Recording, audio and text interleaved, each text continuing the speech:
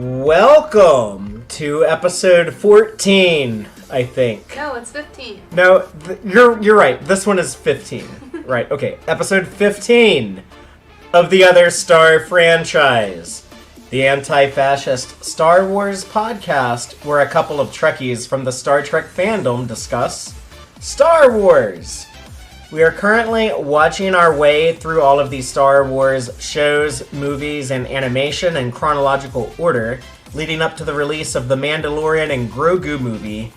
Today we are discussing episodes of The Clone Wars, the movie Star Wars Episode 3 Revenge of the Sith, as well as episodes of Tales of the Jedi, Tales of the Empire, and a little bit of Bad Batch. We're sneaking the first episode of Bad Batch in because, that's right, Order 66. It's happened. The Empire has been declared. The Republic has been reorganized into the First Galactic Empire. The Jedi Order, now enemies of the state, being hunted down.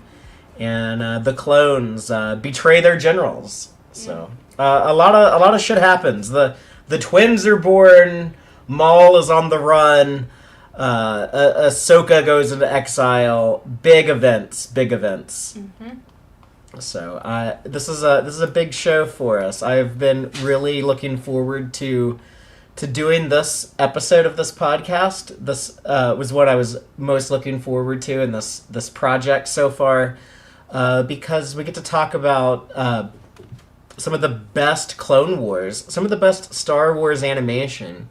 Some people might even say some of the best Star Wars. Like, I know, Taylor, this is probably some of your favorite Star Wars. Yeah, I would say the Maul arc in the Clone Wars is one of my favorite pieces of Star Wars. The Siege of Mandalore arc. Yeah, and I really like the Bad Batch first episode, so those were some exciting things.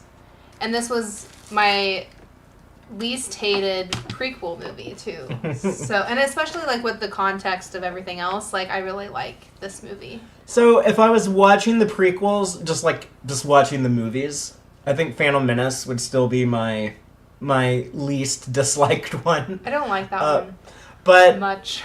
I really like watching Revenge of the Sith with the context of Clone Wars. Yeah. Because it's not a movie that I particularly like, but it's a story that always had like a lot of potential. It was a story that I always wanted to like. You know, like the story of like how did Luke and Leia's father become Darth Vader, and how did the Emperor defeat the Jedi Knights? Yeah, it makes way more sense with more context for the Clone Wars and stuff.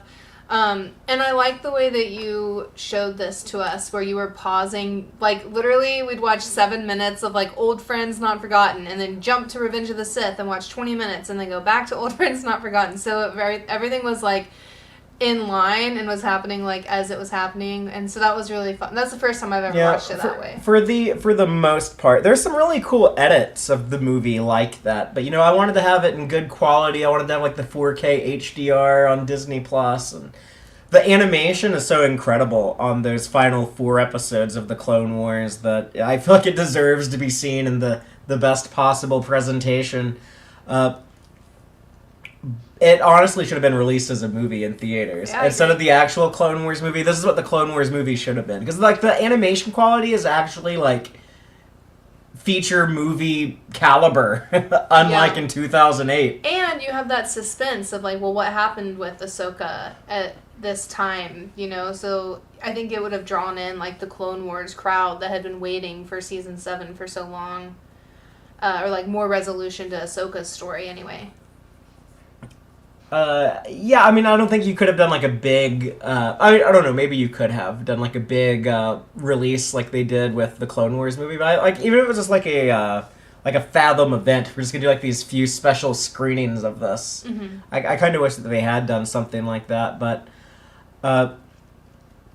we're going to break our format a little bit, yeah, I guess we should just start off with talking about the first episode in the arc of Clone Wars, but we're going to be bouncing around back and forth between Clone Wars and Revenge of the Sith, and some of the stuff from Tales of the Jedi and Tales of the Empire that tied into this. pretty much this is all stuff that happens right around the events of Revenge of the Sith, with the exception of there's like a couple of some of these stories kind of flash forward a little bit. Like, for example, we get like that shot of Darth Vader in the snow finding Ahsoka's lightsaber. It's one of the very last scenes ever in the TV show The Clone Wars. I guess that is like the last scene, right? Yeah. So, but yeah, which would obviously be not in 19 BBY. It'll be a little closer to the future. But this is our Revenge of the Sith episode, basically. I was trying to figure out like what to call this. I just wanted to mention like I wanted to like point out like we're talking about the movie Revenge of the Sith and the last episodes of the Clone Wars, and we're gonna start the Bad Batch, the next thing we're really gonna be focused on. But maybe I should just call this the Order 66 episode. Yeah, it is pretty much everything that mentions or shows Order 66 is in this talk tonight.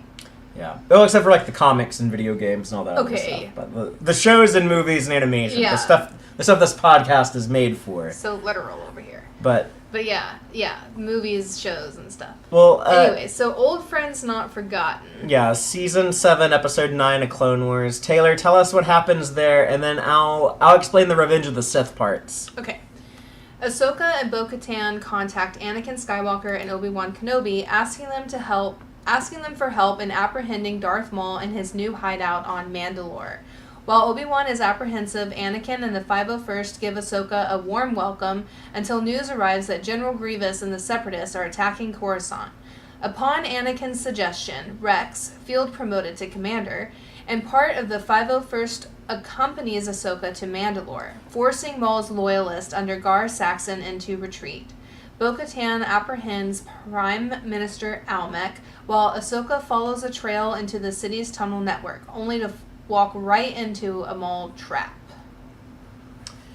And the moral of the episode is, there's not one. They stopped doing that for these last 4 episodes. So. Yeah, but they did get a cool red title card in part 1, 2, and 3, and 4. Yeah, and the old school Lucasfilm logo, I love that so much.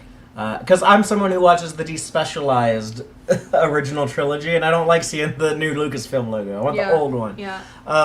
But yeah, and it just really shows like they wanted this to be a movie. They wanted this to be in theaters because it very much kind of spoofs the Clone Wars movie after that with Obi-Wan and Anakin on that bridge, and the opening of Old Friends Not Forgotten. For sure. Before they get the call from Ahsoka and Bo-Katan. And it's just, it's showing them in their prime. This is them like when they were like, they had finally like won the Clone Wars. Yeah, like the Separatists were like on their back foot, and they've won all these battles, all these campaigns with their loyal soldiers, the clones, and you see Rex and the 501st, and R2 is there, and that like, okay, this is all, there's no way the show has a happy ending. Mm-hmm. So there's such a sense of dread and ominousness throughout this entire thing. Also, it's a great example of, I've always been like a big defender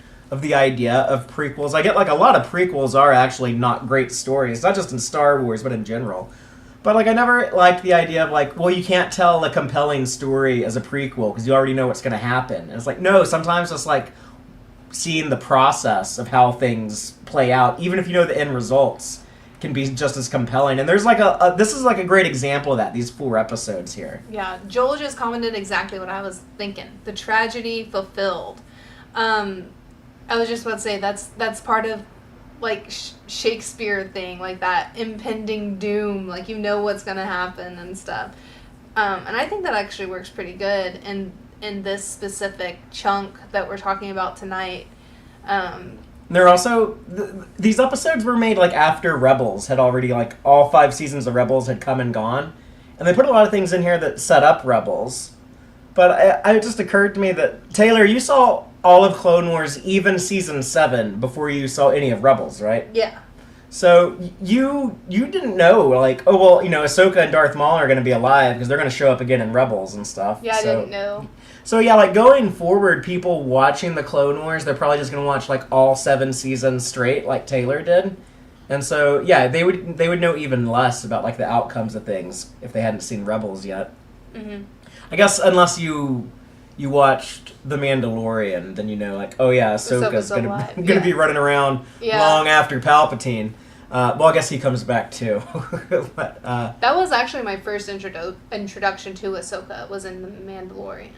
Oh, really? Yeah. Okay, I never knew that. Like, I didn't know who that was. And I was like, this is like a really big deal, and I feel spoiled. Like, I felt that way before I knew her whole story. But the good thing about it is I honestly had only seen that episode, like, one time, and I didn't want to watch it again and again and deep dive into her character. I was like, that may have been, like, a big reason I started the Clone Wars. Okay, because it was, like, heavily rumored that in Season 2 of The Mandalorian that Ahsoka and maybe, like, other Clone Wars characters were going to start showing up in live action. Uh-huh. And there was a lot of speculation on that, because that was the episode that was, like, directed by Dave Filoni, and so we were thinking, like, okay, I think, like, Ahsoka's gonna be, and I think Rosario Dawson might have even been rumored as well. I do remember those rumors for her before I even knew who Ahsoka was. Just because I was really into The Mandalorian Season 1, so I was kind of, like, following, not conspiracy, but, like, fan once. Yeah, you were just keeping up with the fan discourse as a Mandalorian viewer. As a casual fan. Yeah. And but I do remember like seeing Ahsoka and thinking she's so cool. But I didn't like spoil anything for myself. Like I think I basically immediately was like, well shit, I guess I will finally watch that crappy animated show that ended up being really good. And I was like, wow, the animation, cuz my hang up was the animation. The season 1 and 2 animation was so bad. Like, especially, like, at the time, I had, like, a really hard time with, like, stop motion and stuff, and it looks a little bit like that really clunky, like, animation style. It's okay. But, it gets so much better. Like, in these last couple episodes, these 4 episodes at the end of the Clone Wars, like, the animation you already said is, like, top notch. I mean, like, the last 4 episodes, it's like within season 7, there's a huge jump from episode 8 to episode 9, and just, you can tell that they spent a lot of time and money making these last 4 episodes look as good as possible, but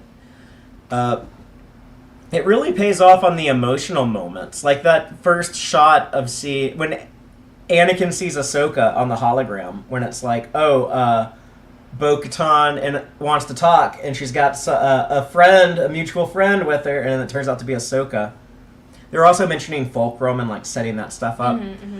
But yeah, it's just knowing that like none of this is going to work out well for Ahsoka, and just seeing her like get command of the 501st troops, and they paint their helmets up out of respect to the commander. Like they all missed her. They all missed like this kid sister they grew up or who grew up with them. I guess, like, they're not very old either. Like, the clones are all, like, 13 years old or less, so... a lot of them don't have a ton of life experience either. So, yeah, you can kind of see, like, they grew up with Ahsoka. And it also starts tying into Revenge of the Sith immediately, because it's a great little ominous thing, but all of these Jedi characters that we fall in love with because of the Clone Wars, like... we're like, oh, I really like Plo Koon, or, it's cool when Luminara shows up, or, Ki-Adi-Mundi, or whoever. And then here, these characters, like, I never cared about them in the prequels, really. Right. When they all get slaughtered in Revenge of the Sith. But it makes it so ominous when the narrator is explaining, what's going on, and you see everyone is in their locations where they're going to die. Yeah. Like, what's the blue Twilight Jedi lady's name? Sakura. Yeah, you see, like, Sakura on Felucia, and it's like, shit, she dies there. Yeah. You see Plo Koon piloting around on the Nemoidian, Cato Nemoidia, the planet with the bridges between the mountains. It's like, that's where he gets shot down by his clones. Like, the wolf pack is going to betray him there. And Grievous looks so miserable in that opening, but he looks so good. Like, the CGI model of Grievous, it looks arguably, like, just as good as, like, the 2005 Revenge of the Sith Grievous. But he looks so just fucking... tired of fighting this war. He's just like he's not having fun killing Jedi anymore. He is miserable. And when they announced that they're making an attack on the Coruscant, on the Capitol, and Obi-Wan and Anakin have to rush into battle, you're like, okay, well, we're in Revenge of the Sith. And so when you're cutting it back and forth with the movie, like we were watching it, again, it's a movie that like I don't particularly love. I find it has a lot of like frustrating special effects that I don't think look particularly good, or really goofy moments with R2 or droids that I think makes the tone a little confused, or dry dialogue, god-awful dialogue by George Lucas, and, man. Stilted acting from people like Natalie Portman, who are normally great in every movie I've seen her in except for 3. Yeah. So, but it makes that stuff so much more consumable because it ties into this good stuff in the Clone Wars that I really like. That's really compelling. And just like the bigger, I guess, like the larger consequences in this universe that we're so invested in after spending 130 episodes in the Clone Wars, in this war. Not just like the Star Wars universe, but this very specific part of the Star Wars universe in its history. But I don't know if you want to comment on any of like the Revenge of the Sith stuff, but that like the big battle, the big Coruscant battle, that's actually like it's pretty showy, but I like it. I like seeing the Jedi starfighters that Anakin and Obi-Wan are in. It's like one of my favorite designs, and very TIE fighter-y, so it's like we're right up against that original trilogy aesthetic.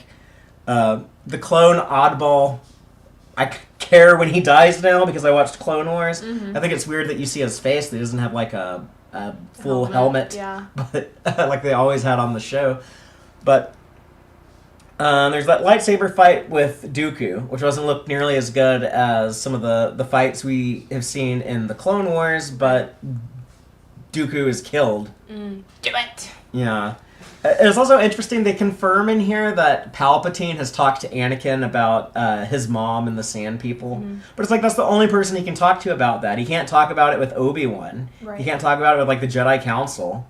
He can't go get like the therapy he needs after that. For real. They just need a few therapists. But this another big part of why the Clone Wars enhances the prequel movies is like I buy into this relationship between this young Jedi Knight and he's the Chancellor of the Senate, the most powerful man in the galaxy, but to Anakin, he's always the sweet old man. Yeah. Who's always been kind. Yeah, this mentor figure, and he's known him since he was like 6 when he was first rescued and taken to Naboo. Yeah, all that. He's like, I'll give you an army to go save your wife on Scipio. And you can't even tell the Jedi about it, but like I'll come here and I'll have your back. Maul even says it like straight up. He says he's long been groomed for his role. Like that's exactly what it is. It's Palpatine grooming Anakin.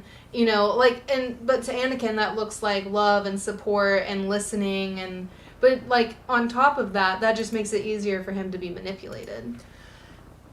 Yeah, and Maul's whole endgame here that he tells Ahsoka, I guess this is a little bit into the Phantom Apprentice, but Maul eventually reveals the whole reason why I am raising hell on Mandalore right now is because I wanted the Jedi to notice. I wanted Kenobi to come fight me, because I was thinking he would bring Skywalker with him, and we actually all need to be trying to kill Skywalker right now. Yeah. He's about to become like the worst thing ever unleashed in the galaxy. I was like, actually, like Maul's not wrong. I've seen what happens after this, and he's actually being a little honest right there. Yeah. So it's kind of an interesting place to put our characters in. But after, I guess, Palpatine allows himself to be captured by Grievous, and Dooku is in on all this stuff, but it's like that awkward moment before Dooku's beheaded when Palpatine's telling him, like, do it. It's like Dooku knows, like, oh, I guess he's going to replace me. Yeah. Now that we finally have, like, come to the end of our plans, and we're about to be at the end of the Clone Wars, but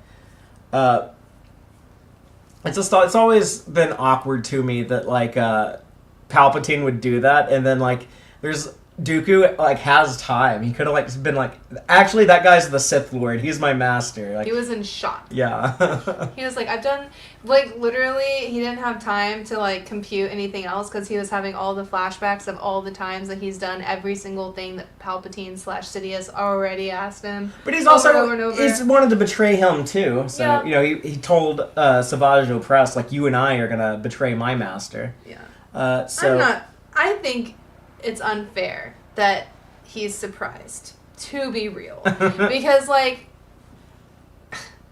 I don't know, Palpatine just seems like a user and, like... a user and abuser. Yeah, and it just seems like if you had been working with Sidious for, I don't know, how long was Dooku working with him? Oh, like 13 15 years, yeah. Then you kind of see the patterns, bro. Like, he's literally, like, I don't know, gone through many apprentices and told you to kill your apprentice. Like, you're not surprised that he also probably is going to kill you. Like, you got to be on your toes more, Dooku. Yeah, I guess he overestimated how essential he was. Yeah.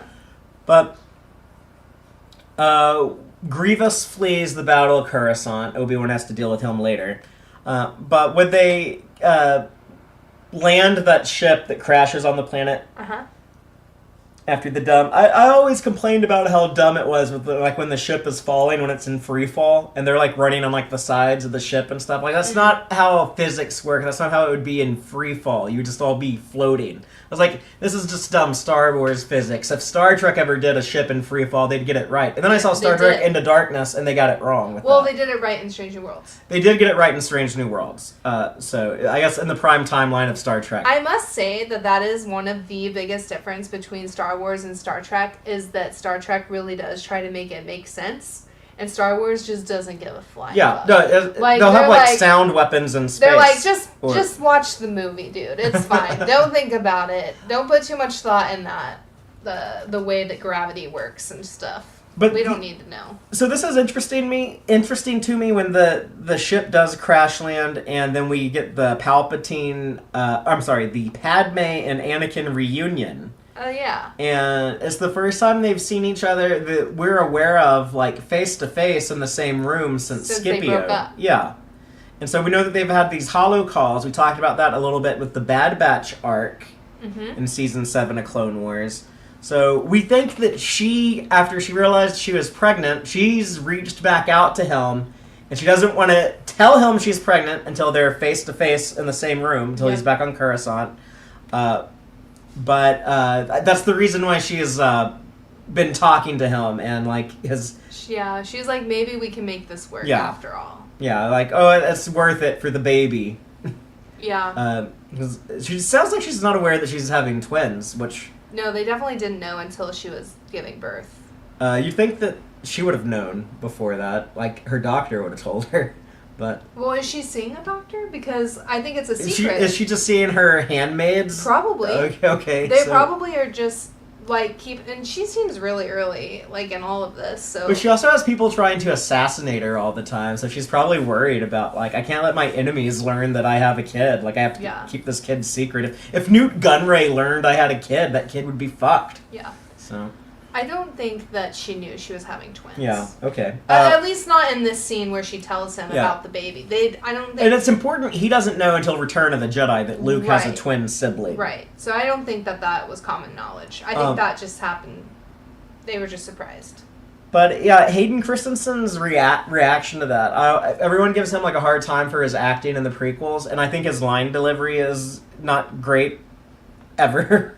But I think he has moments of good acting. Like I like the way like how he plays that reaction to that. Like, you know, you see him be like, "Oh my God, this is terrible," and then he thinks about it. He's like, "No, like this can be really good." And, but you know, it basically like sends him kind of spiraling because then he starts having these visions of Padme dying and childbirth, and you know, it makes you wonder like, is Palpatine like projecting this into his mind? 100%.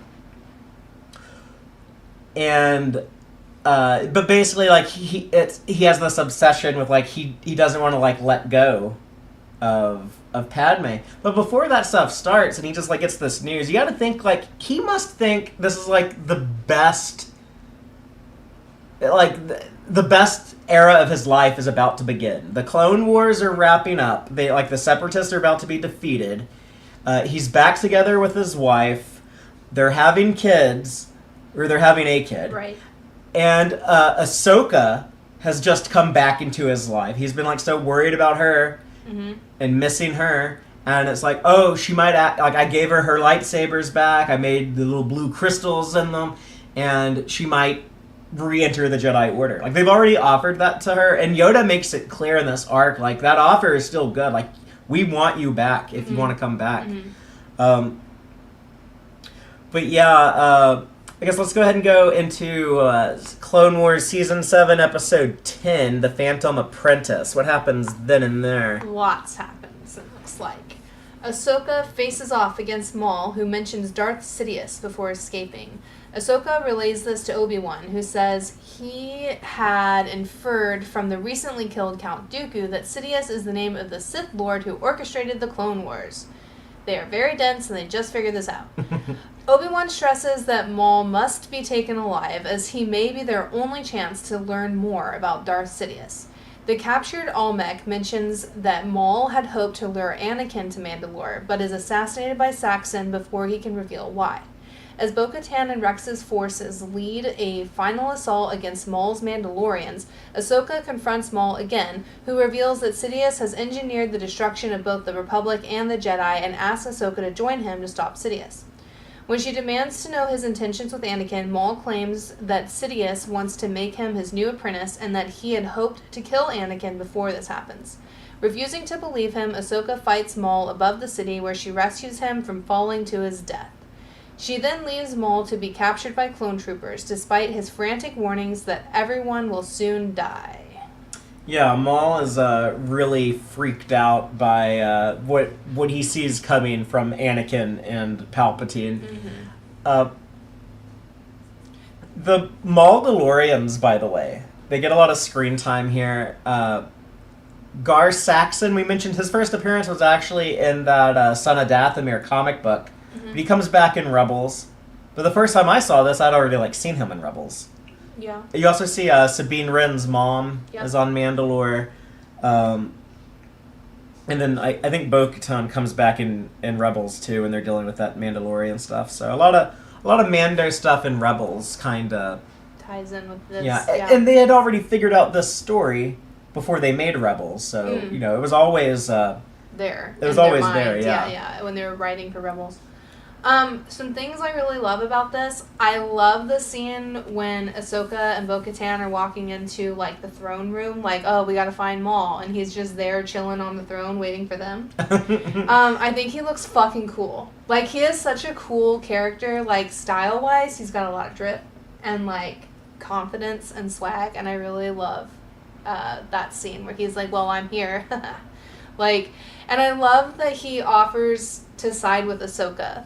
He kind of makes a good case, and she thinks about it. But he's always, desperate for an apprentice. Yeah. It's he can't get over... It's he has, low self-esteem after being the apprentice to Palpatine as the master. And now he really wants to be the master to somebody. And he thought he had that with Savage Opress, and then he lost it. And now he really wants to have that with anyone. He's he'll take anyone.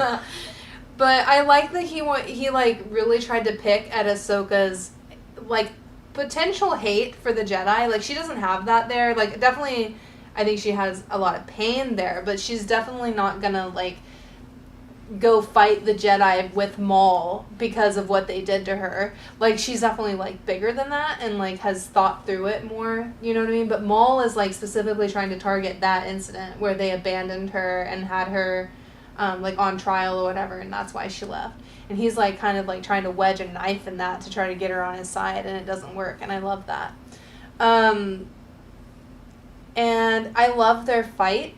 I think it's pretty amazing. Oh, yeah, we should say, they brought back Ray Park to do motion capture to, make this fight look really cool. Yeah, and I just love, that slow motion of the glass breaking right before they start fighting. It's so fighting. good. It's so beautiful. And then Ahsoka and Maul are both incredible fighters, and it's pretty cool, how evenly yoked they feel. And I love her comment when she's well, you're lucky that Anakin didn't show up because the way you're fighting, you would be dead, like, already.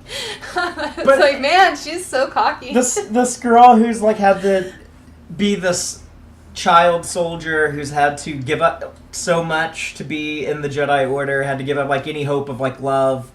And then here, when, like, after she's already left the Jedi Order, but she's working with them here to stop Maul and save Mandalore, it's like Obi-Wan even gives her the additional challenge of, you know, I killed Maul before and he didn't stay dead. This guy seems to always come back. It might be best to capture him. So, like, even, like, putting it on a hard mode last minute, and she's still able to deliver. Like, she still defeats him and captures him. I like what you said when she did capture him. You said, man, she's literally done every single thing that anyone has ever asked of her. Yeah. And I was like, that is such a cool thing to say. Like, I mean, she's so effective, and, like, I don't know, she's, like, a winner, and, like, I don't know, that's not even, like, what I want to say, is, like, she's just so good at her job, or, like, it's not even her job, but, like, she's just on it, and has had, like, we've talked about already, that she's, like, the ideal Jedi, like, she's had all this training, and, like, realistic growth, you know, and it's cool to see all of that come together in these fights, and I don't know. Yeah, like, we watched her learn every lesson that was ever taught to her. Right. But, like, she did learn. Yeah. And gets better and better. And doesn't get jack shit to show for it. I know, it's terrible. The stuff going on with Obi-Wan and Anakin, you know, the way that we watched, we were kind of cutting back and forth with.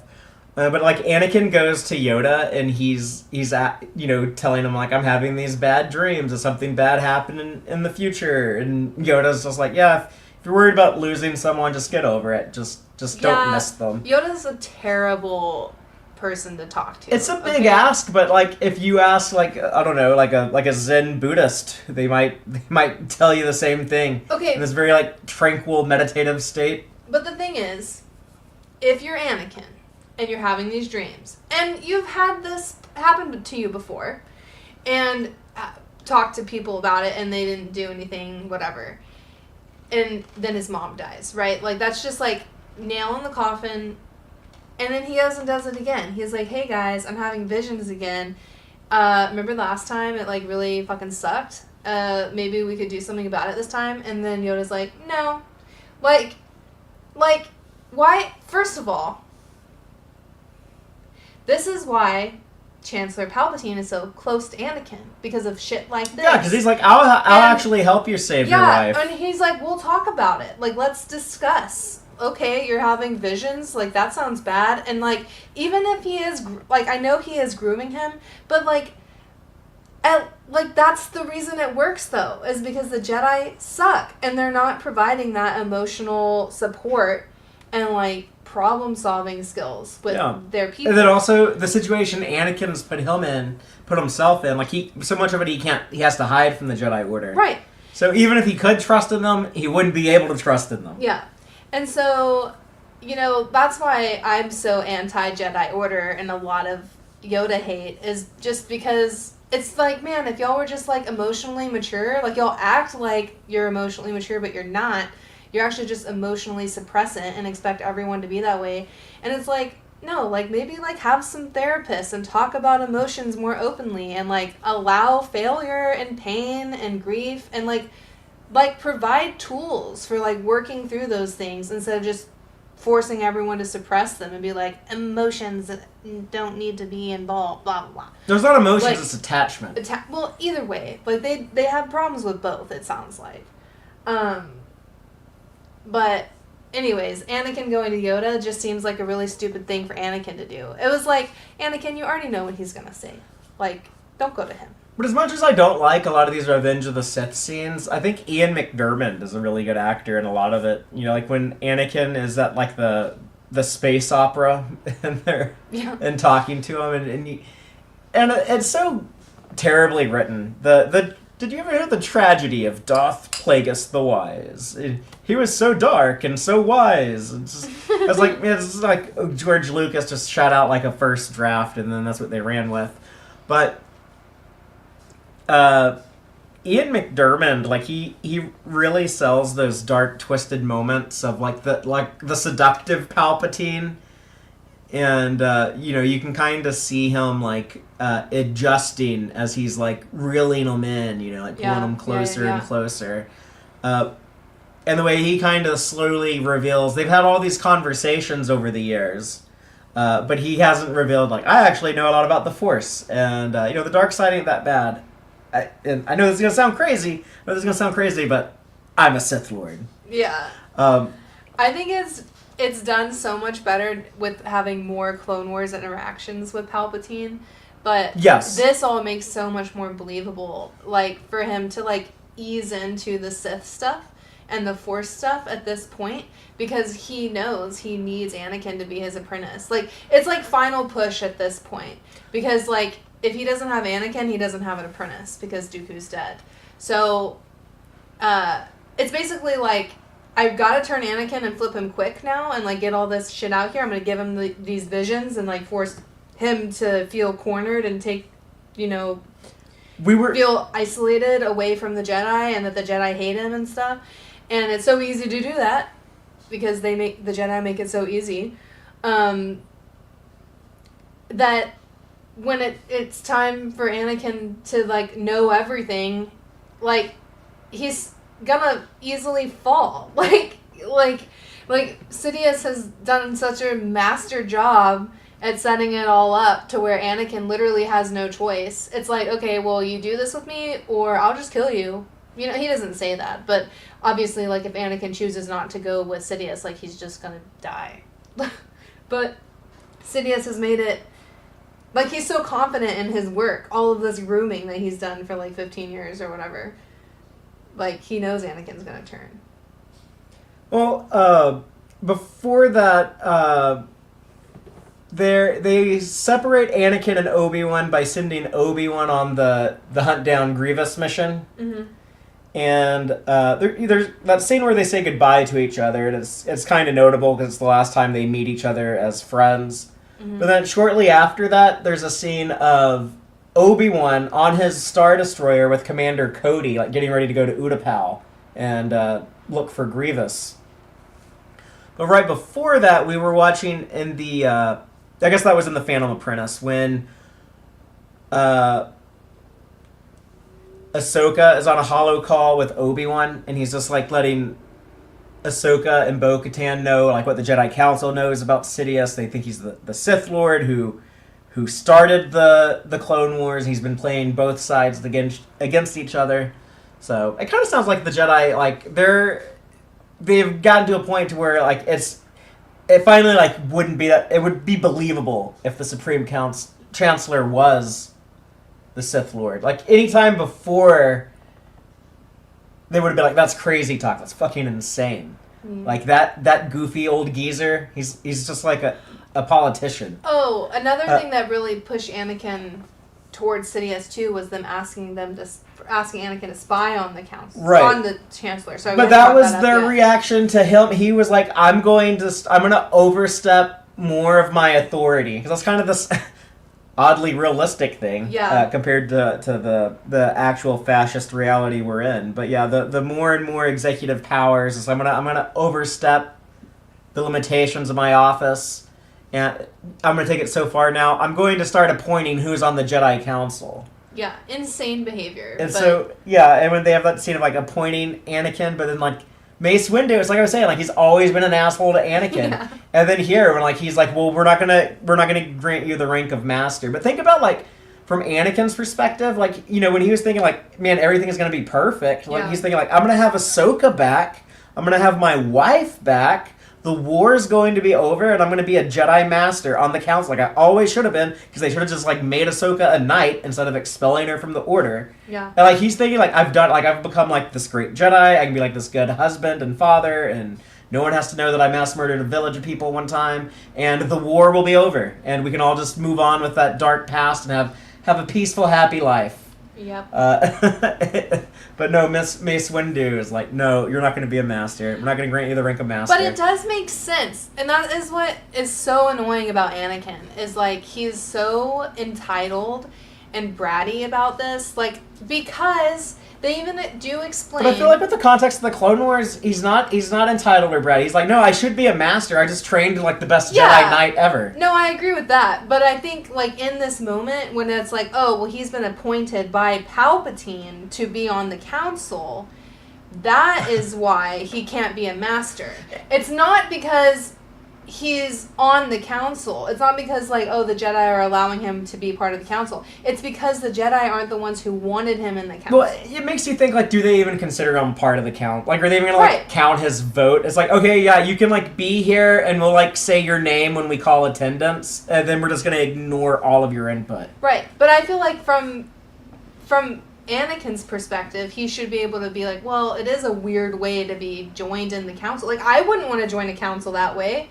I'd be like, no, I want to do it the right way. But he's also a Palpatine fan. Like he votes for Palpatine. He's like, well, why shouldn't he have the right to do that? He just won this war for the galaxy. Apparently, his leadership's a good thing. Anakin's a MAGA bro. I just feel like it isn't that crazy to be like, oh, well, thanks for letting me be here, guys. I understand I can't be a master yet. Like, y'all have all said that I just need a little bit more time. And, like... Oh, this guy ain't going to be understand. Have you been watching the same show I've been watching? He's a hothead. I know that. But I'm just saying it's really hard for me to relate to Anakin. Yeah, I think he's wrong, but I think it's totally in character for him to be pissed here. Oh, no, I agree with that. I wish he was just a more reasonable dude. Yeah, this would be a very different saga had that been the case. There'd be no bus tragedy. Anakin Skywalker was a very flawed man, and that caused a lot of other shit to happen, basically. But let's talk about the episode Shattered. This is some big shit goes down here. Yeah, with the siege of Mandalore over, Ahsoka and Rex prepare to take Maul before the Jedi Council in Coruscant. Mace Windu and Yoda contact Ahsoka via hologram and reveal that Obi-Wan has tracked Grievous down to Utapau, indicating that the war may soon be over. On their way to Coruscant, however, Ahsoka senses Anakin falling to the dark side and helping Darth Sidious to kill Windu, moments before Sidious executes Order 66, which brands all Jedi as traitors to the Republic and orders their deaths. As Ahsoka's clone troopers, including Rex, suddenly turn on her, she is forced to escape. Rex resists the order just long enough to mention the incident with Fives, allowing Ahsoka to learn about the inhibitor chips. She releases Maul to create a distraction and then subdues and captures Rex. With the help of 3 astromech droids, Ahsoka removes the inhibitor chip from his brain, restoring his free will. This might be my favorite episode of the Clone Wars. It is so fucking good. Like, every second of this episode is emotionally charged, and all of her training, like, in one episode, and, like, because literally, like, this is Rex, like, who has helped train Ahsoka, which we'll talk about, I guess, in the Tales of the Jedi thing, but, like, we know from context, like, these are her 501st. Like, they know her better than anyone. They are her dudes, They know her fighting style. They're her brothers. She's gonna do. Like, they call each other brother. Yeah. They're brothers to each other, but they're also brothers to Ahsoka. Yeah. So this is like an ultimate test to get away from them. It's almost a little bit lucky that Ahsoka has been gone for a few months to a year or whatever, just because maybe they've forgotten a little bit, or maybe she's learned new skills that she can use or whatever. Like, you know, there's like a little bit of time distance. I feel like if she was fresh right out into the 501st, she probably wouldn't have escaped this, just because I think it would have been too close. Like, I don't know, like, they would have been seeing each other's fighting styles so close up to Order 66, and also, like, I don't know, maybe not as mentally or emotionally charged. Like, Rex was so excited to have Ahsoka back here, you know, and for Order 66, you know, like, when he has that tear in his eye that goes down his cheek, that's my favorite moment in the show. Oh my god, it breaks my heart. The reason why I say this is my favorite episode and that's my favorite moment is, like I've said a lot, like, it took me, 3 tries before I was actually able to, like, watch the Clone Wars straight through. It's a show that I'm very mixed on. I think it's wildly inconsistent. It has had like some really great moments. It's been some of the best Star Wars, but also some of the worst Star Wars. You know, it's like, I mean, like the 3 prequel movies, they're probably always going to be my least favorites, but right next to that is going to be some Clone Wars episodes. Yeah. I'm sorry. I mean, like, I guess there's been like some bad books and comics and stuff. Those are a little easier to ignore, though. I say all of that to say this. I love Star Wars Rebels. I know, like, there's, like, a lot of people who grew up on the Clone Wars, and then they're like, man, like, Disney took over, and they canceled Clone Wars, and they made this dumb kiddie cartoon Rebels, and it's like, I kind of get some of that criticism now, but, like, I don't care. You're still wrong. I love Rebels. Yeah, Rebels is great. Rebels is lit. Rebels is the Star Wars cartoon I would have always wanted at, like, any point in my life. Do you... Sorry to interrupt you. Do you know how you say, like, a lot of people say they love TNG so much, but it's because they only watch certain episodes over and over again? Yeah. That's how the Clone Wars is. Yeah, like, totally. Like, that's definitely, like, the Clone Wars is the TNG of the Star Wars fandom. Absolutely is. I have Clone Wars blinders like that, too, because I frequently say, oh, the Clone Wars is, like, my favorite. And then, like, we start watching it, and I'm like, when do we get to the stuff I like? Like, it's not until, like, season 4. Maybe season 5, like, a lot of the things I really love. And so, Rookies is season 1. I think that's a pretty great episode. That's a good one. But a lot of the, like, strong Ahsoka stuff that I really love really starts coming out in, like, 4 and 5. But, yeah, I just think that's kind of a funny thing to say. But Rebels is definitely strong. 2 of my favorite Rebels characters are Ahsoka and Rex. In season 2 of Rebels, the season that introduced them, I guess, like, Ahsoka sneaks in the very last episode of season 1. But, which pissed me off at the time, because I'm like, man, we're going to have prequel shit in here. But I love Ahsoka now. But, season 2 of Clone Wars, season 2 of Rebels, one of my favorites, that's probably my favorite season of Star Wars television outside of Andor. And, having this cool, Mandalore arc in the final season of the Clone Wars starring Rex and Ahsoka. And Maul, technically, is also Rebels. I don't really like him as much, though. I know, but I do. But yeah, like, having their Order 66 moment, and it being, like, those 2 characters, and just, like, what I kept talking about, like, that dread, like, that just dreadful, ominous feeling you have in the build up to Order 66. And, like, you were talking about, like, the tier.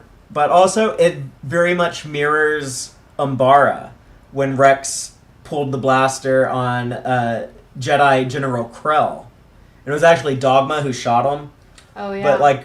But Rex is, like, pointing the blaster at him, and he, like, he's struggling to actually, like, betray the guy. But part of it is, like, this, like, the clones, they kind of have, like, that built into them to do this, It's like when they have, like, those brain worms, and they're like, yeah, like, we can go kill some Jedi, It's like...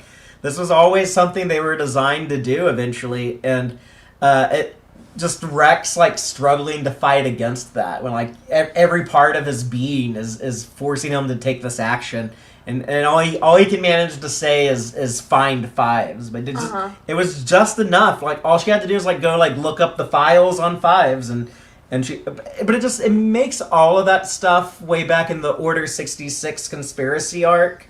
We talked about 5s and I guess, like, that baton passed from, like, Tup to 5s to Rex. It's like it pays off here. It saves Ahsoka's life here. That and the fact that she was always friend of the droids, as I like to say. Yeah. But it also saves Rex's life here too, not just Ahsoka's. So, yeah, huge Order 66 arc with Tup and 5s to get to here, yeah. The video game I like, the Jedi Fallen Order game that you've seen me play a little bit, I'd like to replay it if I could ever find time.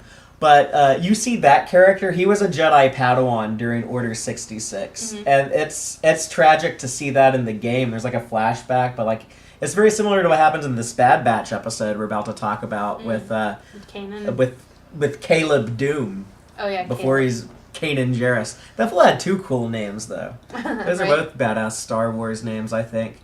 And then, like, the John Williams music that soars. They work in a lot of the Williams stuff into Kleiner's score here, but it doesn't at any point. It never feels like it's overriding the Clone Wars as identity and its own kind of musical continuity it has.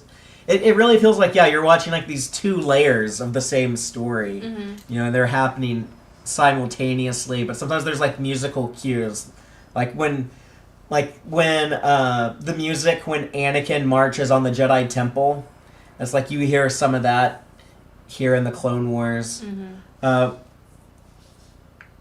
But yeah, there's all those poor droids too. Like, they get wiped. I think that might be in the next episode in Victory and Death. But like the clones kill all the droids. Yeah. After they help Ahsoka save Rex.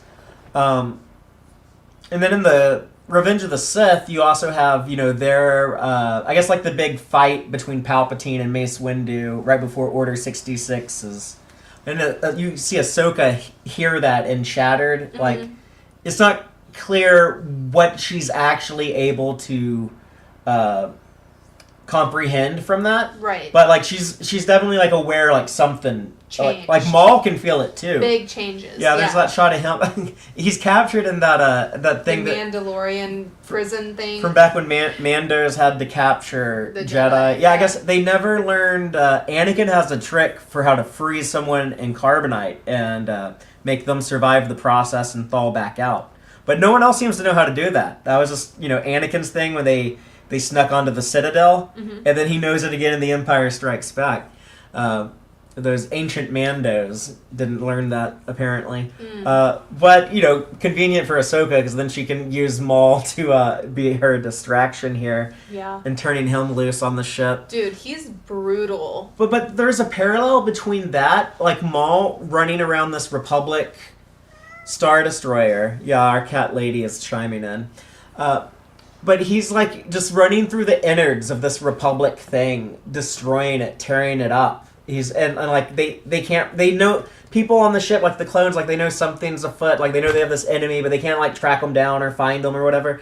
And it's like symbolic of like Palpatine, but in the Republic and like the democracy of the galaxy. He's running around through the innards of it, like systematically breaking it down and destroying it. And it's just, you see this inevitable like shipwreck that's happening as this thing goes down. But it's a really cool parallel. And at the same time that's going on, that's like, Palpatine having the fight with the Jedi, and then having the like the fight with Yoda in the Senate, where he's like really like he's tearing the Senate apart, literally throwing booths at Yoda. Yeah. I was laughing at that. I was like, I wonder how many times he sat there as Palpatine. I was like, I can't wait to throw these booths at someone someday. But yeah, like when he cuts loose on the Jedi, like first of all, like when he tells Anakin, like this is like his like end game moment.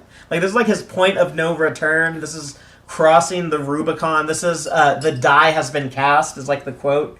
It's like, like I've thrown these dice from my hand, and now we're gonna see where they fall.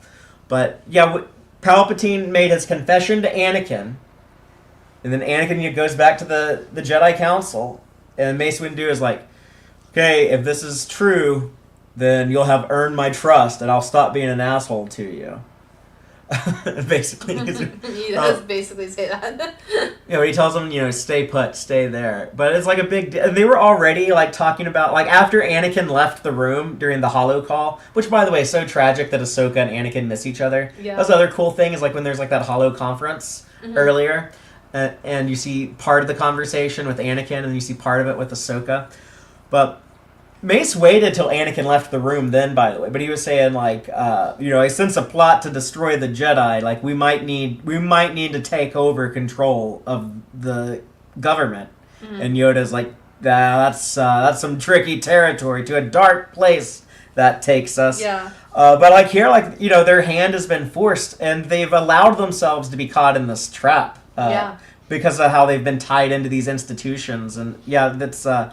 I think like the term for that would be like institution capture.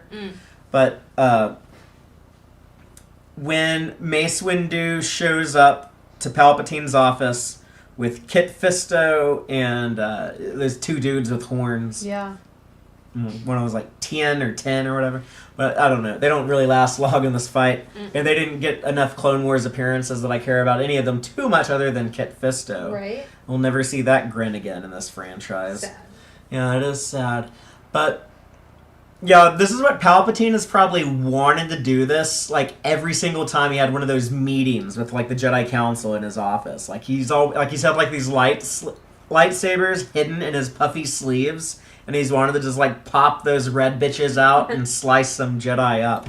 And, like, we know he can do it, because, like, we saw him, like, go to Mandalore and spank Maul and oppress, and it's like, you know, it becomes clear then, like, man, all of these Republic separatist battles are all such bullshit, because if he ever wanted to win a fucking battle, like, if he actually, like, wanted to stop that blockade of Naboo and the Phantom Menace, he could have just shown up and just force lightninged all of the droid ships and blown them all up and, like, game over, you know? So, but he loves stirring that conflict. He just loves orchestrating all that stuff. But, like, there was never a battle under his rule that, like, he couldn't have just, like, walked in and annihilated everyone else. Tipped the scales, yeah. I mean, like, I guess later, like, he ends up getting taken down by the rebels, but he seems to be an unstoppable force in the prequels. And so he takes out a lot of those Jedi quick. It was pointed out to me that we see him with 2 lightsabers in the Clone Wars, and then in Revenge of the Sith, he still has 2 lightsabers because he loses one out the window fighting Mace Windu, but he still has another one later. Now, you asked, like, he could have sent someone to go get that lightsaber, and I made the joke, oh yeah, that was Order 67. He gave to some clone to go get the lightsaber. Alright, guys, go find my lightsaber. But yeah, it's so funny when Anakin, you know, he can't stay away. He's worried, like, man, like, if I lose Palpatine, that might be my only way to save my wife, and I can't lose anyone else. Because he doesn't know how to let go.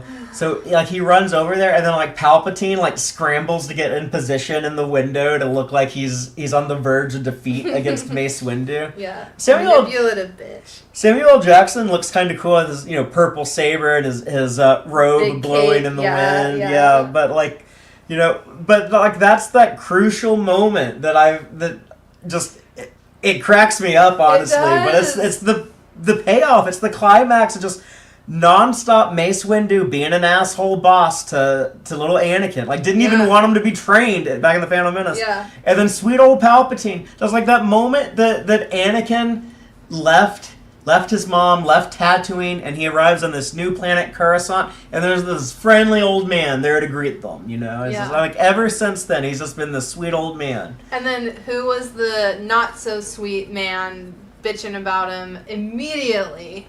Yeah, the Jedi Council. He's like, who the hell is this street trash you brought into my temple, Qui-Gon Jinn? Get this kid the fuck out of here. Yeah. I liked you had suggested like making a cut of all the times Mace said no to Anakin. Yeah. Like right before Anakin decides to save Palpatine. I was like, yeah, that is so accurate. Because you know that's what's going on in Anakin's But also, brain. Mace Windu alienated Ahsoka, and that bit him in the ass too. Because Maul had warned Ahsoka about Anakin, and she does not tell Yoda and Mace. Because Mace is being a dick. Like, Mace is pissed off at Ahsoka for not coming back to the Jedi Order. He's like, civilian. He's like, you should have been grateful that we offered you your spot back. So, I'm going to disrespect you, because I feel disrespected that you think you're too good to be a Jedi. And, he won't let her in on what they're doing, so she's not going to let them in on, and I don't blame her.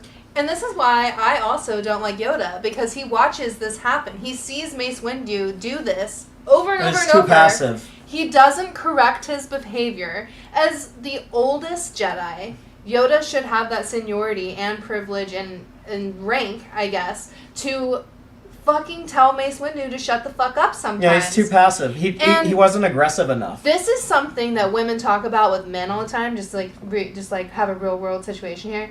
Is like, as a man, if you see a man being mean to a woman, you gotta tell that man that he's fucking wrong. Like, that's what we mean by, like... But that's what's happening here with Yoda and Mace, is, like, Yoda's not using his privilege to tell Mace to sit the fuck down. That's, like, kind of a similar... I'm trying to make a analogy to real life, but I'm struggling with it. I want to make I think you got your point across. That's a good social analysis of that. I want to make a political comparison. Okay. We were saying that, okay, if Palpatine is Trump of this universe, and we figured that, like, Tarkin is Stephen Miller. You know, he's the guy with all these, like, dreadful domestic policies. Yeah. The ineffective resistance is Mace Windu. He's the Chuck Schumer. And Yoda is the Bernie Sanders. He wasn't aggressive enough. You know, that's a fair. And you told me another one too. The bald lady. And the blonde guy. Sly Moore. So Palpatine's aides. He has Maz Amida is the Blue Devil Man. So that's J.D. Vance. And Sly Moore. He's got like this bald Umbara chick who. Her backstory, her lore is that she's like a Sith fangirl, which makes sense. Like the Umbarans seem pretty goth, so it makes sense. Like one of them would be like, "Oh yeah, like I'm just like a big fan of the Sith. I think like the Sith are hot," and so like she's. I just think she's just like a Sith fangirl who's just like Palpatine's. Well, I don't really want to think about it. Whatever they do together. Much I don't really want to think about like Trump and Laura Loomer. Okay, stop. So I think it's a similar relationship. Enough. Let's go back to Star Wars. I'm imagining too much. But yeah, in the window scene when Anakin does say like he like Mace Windu makes it clear like we have to kill this guy now. He's too dangerous. He just took down all these other Jedi. And Anakin's like, no, like I can't let you kill him. So I guess Anakin just wants to neutralize Mace Windu, and he just cuts off his sword arm. But then Palpatine immediately, force lightnings him out the window. Yeah, like again, like he clearly could have done that at any time. Yeah. This is how this guy operates, though. Yeah, it's manipulation. But just waiting long enough for Anakin to get that non-lethal attack, and then Palpatine immediately killing Mace Windu. Palpatine he just flipped the script to Chancellor Palpatine kill and Anakin Skywalker kill 4 Jedi. Yeah, so, he looped him in on that tragedy real quick. Yeah, and so then they're like Anakin is like hitched. He's like hitched his wagon to this guy, and he's captured. I also think this is really interesting that this happens so close to Anakin murdering Count Dooku. And you remember he had like immediate regret. He's like, I shouldn't have done that. Yeah. And I think he's thinking about that when he's trying to decide whether because Mace Windu says like, oh, we gotta kill the count, we gotta kill Palpatine, and he's like no, like we're supposed to like capture he's like I just fucked this up like 3 hours ago. I don't want to do it again, like especially with the Chancellor who I'm close to. But I can also understand Mace Windu in that situation. Like, yeah, like if we don't kill this guy right now, we might never get a chance to stop him. Honestly, I think he was right. Yeah. But again, I do think Palpatine would have easily killed Anakin and Mace. If Anakin, for whatever reason, never fell to the dark side and was just teamed up with Mace, Palpatine would have beat both of them.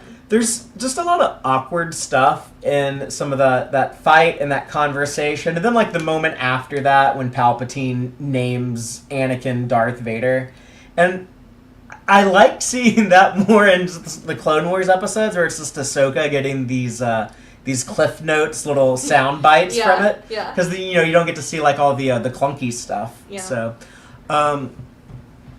but yeah, I don't know. Any other thoughts on like Order 66? We can maybe hold off on the Bad Batch a little bit. Yeah. But you want to talk about Ahsoka and Rex escaping yet, or yeah? So I guess before we talk about Mustafar. No, we'll hold off on Mustafar. Okay. Other than it's funny to me that Palpatine, also he probably always wanted to kill the Jedi every time they're having like a meeting. Probably like every time I got on like one of those hollow conference calls with the separatist leaders, he's probably like so tired of dealing with like those rich assholes, like Trade Federation people and banking clan people and techno union army, like Wat Tambor. Remember that dumb asshole from the Bad Batch episodes of Clone Wars? Like no one wants to deal with that asshole. So he's probably like so happy to be like, fuck yeah, I just told all those idiots to go wait in this one room. It's going to be so easy for Skywalker to walk in there and just wipe them all out. Yeah. Or Vader to walk in there and wipe them all out, I should say, I guess.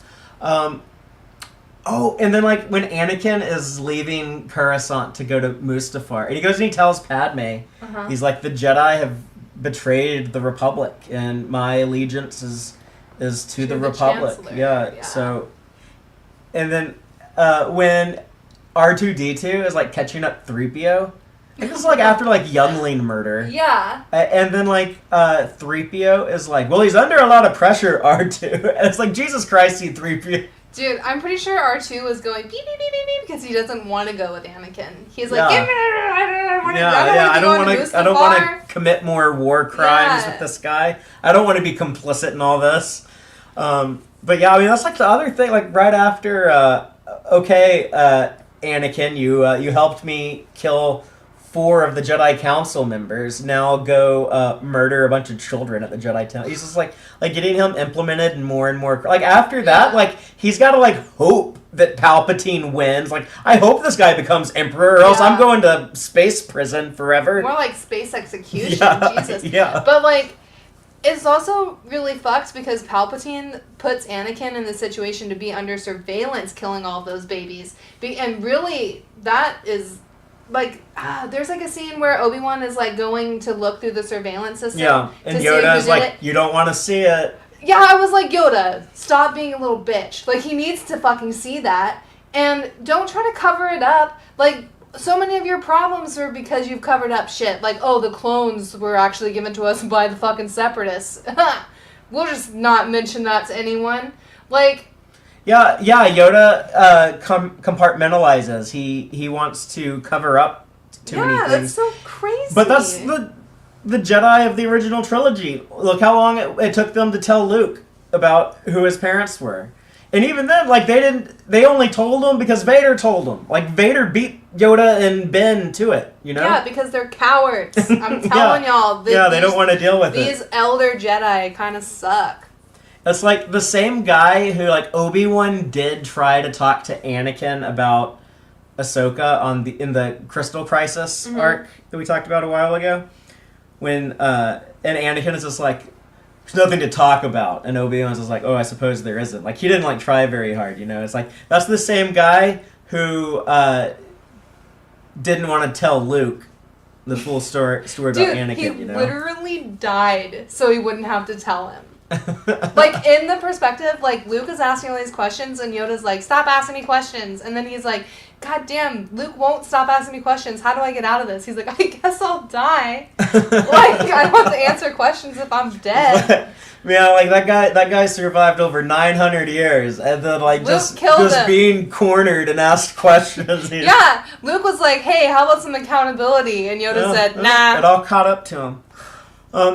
And then he gets to be a Force ghost. He doesn't deserve to be a Force ghost. Ridiculous.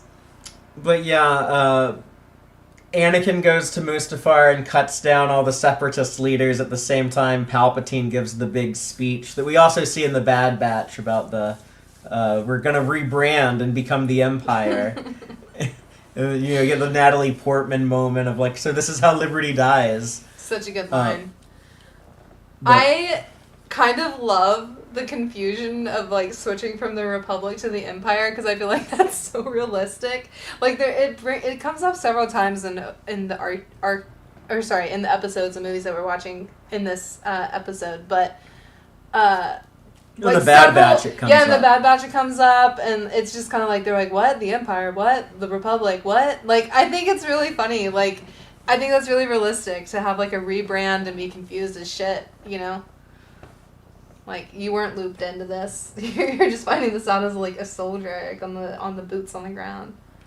Well, before we talk about the final episode of Clone Wars, Victory and Death, I'd like to talk about the Tales of the Jedi episode, Practice Makes Perfect. It's Tales of the Jedi episode 5, but it's one of the Ahsoka episodes that it's actually hard to place when some of these events take place in the Star Wars timeline, but it works perfect as a flashback that Ahsoka has right now, which is kind of how it's framed. But Taylor, remind us what happens in Tales of the Jedi episode 5, Practice Makes Perfect. Disappointed with the simple battle simulations that his Padawan Ahsoka has to train with, Anakin Skywalker instead has her face a large group of clone troopers armed with stun guns. He repeats this training with her over the course of the Clone Wars. At the end of the war, the clones turn on the Jedi with the enactment of Order 66.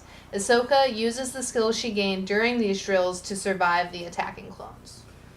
Yeah, and I don't really have much to say on this other than, like, it's kind of cool and kind of sad. You see, like, Jesse and Ahsoka being buddies, and, it's kind of cool to see, like, younger Anakin for a moment when he had shorter hair, and younger Obi-Wan when he had longer hair. But it's, like, seeing, like, how they've changed over the war, just, like, here, like, this is, like, at the point where, like, the war has ended. When Anakin kills all the Separatist leaders, he hits, like, the button to turn off all the droids, and the war is over. And so it's fun to see this little, like, flashback of Ahsoka, how she grew and changed her look over the years, and spent all that time with those clones. And then, you see... now, Jesse is, like, leading the assault against her. Mm-hmm. It's Rex goes into the room with all the other clones with Ahsoka. I guess now we're talking about...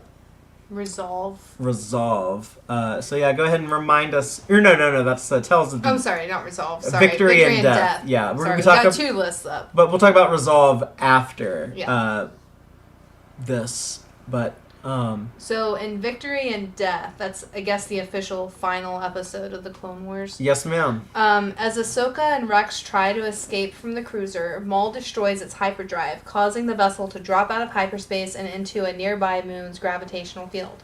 Forced to fight their way through the clones, Ahsoka tries to prevent Maul from getting away in their shuttle, but fails. Just barely clearing the doomed ship, Ahsoka and Rex escape to the moon, where they respectfully bury the clones, and Ahsoka discards one of her lightsabers. Sometime later, Anakin, now as Darth Vader, arrives on the moon and recovers Ahsoka's lightsaber in the wrecked cruiser. From the wrecked cruiser. I'm sorry, from the wrecked cruiser. But that brings us to the end of the longest Star Wars show that we'll probably ever have. Let's be honest. They don't make these, like, long, like, 20 episode 5 season shows anymore, you know. But I say that Rex is the very first rebel of Star Wars, as in, like, a rebel against the Empire, because when he tells Ahsoka, like, well, I didn't much like being a commander anyways, whatever he says, and then, like, he starts shooting at his men, and he's like, he is shooting against Imperial troops. He's, like, the first character we see in Star Wars who takes up arms against the Empire. Yeah. And, Bail Organa is, like, being, like, an Uber driver for Obi-Wan and Yoda, and, like, sneaking the Jedi around, like, he's helping out, he's doing more than, like, anyone else we see on Coruscant. Yeah. But he's not taking up arms against the Empire. I think that's Rex. Yeah, dude, Organa even goes to the Jedi Temple when they're, like, killing all the babies. And he's like, no, this can't be happening. And then he basically gets bullied off. Yeah, you have Jet Lucas gets, like the coolest cameo to have if you're in, like, the 6th grade. That must have been, like, pretty cool to have, like, oh, my dad makes Star Wars. I get to be this Jedi fighting clones, Good for Jet. Yeah. I hope he appreciates that. I do love that they show like, as much as you make it sound like Rex, like, immediately switches over, it does still land with, like, the emotional complexity of that for Rex, because, like, as he's basically yelling at Ahsoka, like, we have to kill them all, like, they all are against us. Yeah, like, he understands how severe it is, like... those are his men that he's been working with for years and years, and they've all been trained to do this. Like, this is just, again, that impending tragedy. Like, we know who made the clones, like, that they've put these inhibitor chips in here to do this. Like, we've known the whole time, and they're just figuring it out. But it's like, for him, Rex just lost all of his brothers to the Empire, and that they can't realistically save them all, / any of them in this situation, because they're literally falling to the moon, and don't have very good med bay. To remove the inhibitor chip from every clone. Like, that would take forever. Yeah, and I'm mad at those clones because they killed those droids. Yeah, that was fucked up too. But yeah, it's not their fault they got Order 66. Right. But this is what they were made to do. This was This is literally something Palpatine had built into them. Um, Yeah, but I do love that they take that moment with Rex and Ahsoka where he's crying about losing all of his brothers and having to fight against all of them, and that, like, just knowing that there's no hope left for them. Yeah. Like, he knows when they're gonna die. She doesn't want to kill them, and he's like, I hate to break it to you, but they're all willing to die to kill you. Like, yeah.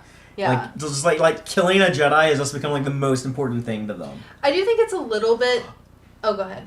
Well, you go ahead. I do think it's a little bit odd phrasing in that scene where she says, like, well, I'm not going to be the one that kills them. But also, like, kind of she is. Like, she let Maul loose, so basically anyone that Maul kills is kind of on her. And also, like... I was about to bring that up. It was like she had to learn to let go, though. Like, the thing that, like, Anakin can't do. Like, the Clone Wars ends with you seeing, like, Anakin can never, like... He can never fully learn to be a Jedi Knight. Like, he shouldn't have gone from Padawan to Knight after Attack of the Clones. But these, like, they needed generals for this war. But, like, look, like, he couldn't learn to let go of his attachments. But the end of the Clone Wars also shows you that Ahsoka has learned to do that. So, like, she really does kind of, fulfill that role I'm always talking about being, like, you see her become, like, the ideal Jedi. Mm-hmm. Pass every trial. I don't know. Maybe Ahsoka and Maul. We know they cross paths in Rebels, and even there, he's got like a little bit of respect for her. He calls her Lady Tano, right? Yeah. So, but I don't know. I mean, is it possible for her to show up in this new, the new Maul show that's coming out soon? Maybe. Oh, in the in some of those scenes on Mandalore, you saw Maul talking to some of his Syndicate lords. Yeah, some of his Shadow Collective guys. Drayden Voss, that's his name, right? From the Solo movie? The Vision guy, the bad guy? Right. I've only seen Solo once or twice. But he's one of the dudes there, so I bet he shows up in the new Maul show. In the Maul stuff, yeah. Because, like, they made a character model of little kid Kanan. Mm-hmm. In those episodes, and then they ended up using him in the Bad Batch as, like, the same thing. It's like, when they make those character models, it's, like, probably because they have plans for them, you know? Yeah. But I also wanted to comment on the Y-Wing, as I always point out as my favorite Star Wars starfighter. Mm-hmm. It's a close race between the Y-Wing and then the Jedi starfighters from the opening of Revenge of the Sith. But that's the first Rebel ship. Because that's what the first Rebel Rex flees on with Ahsoka, yeah. And then we see that in the Tales of the Jedi episode Resolve when they're at Padme's funeral. Yeah.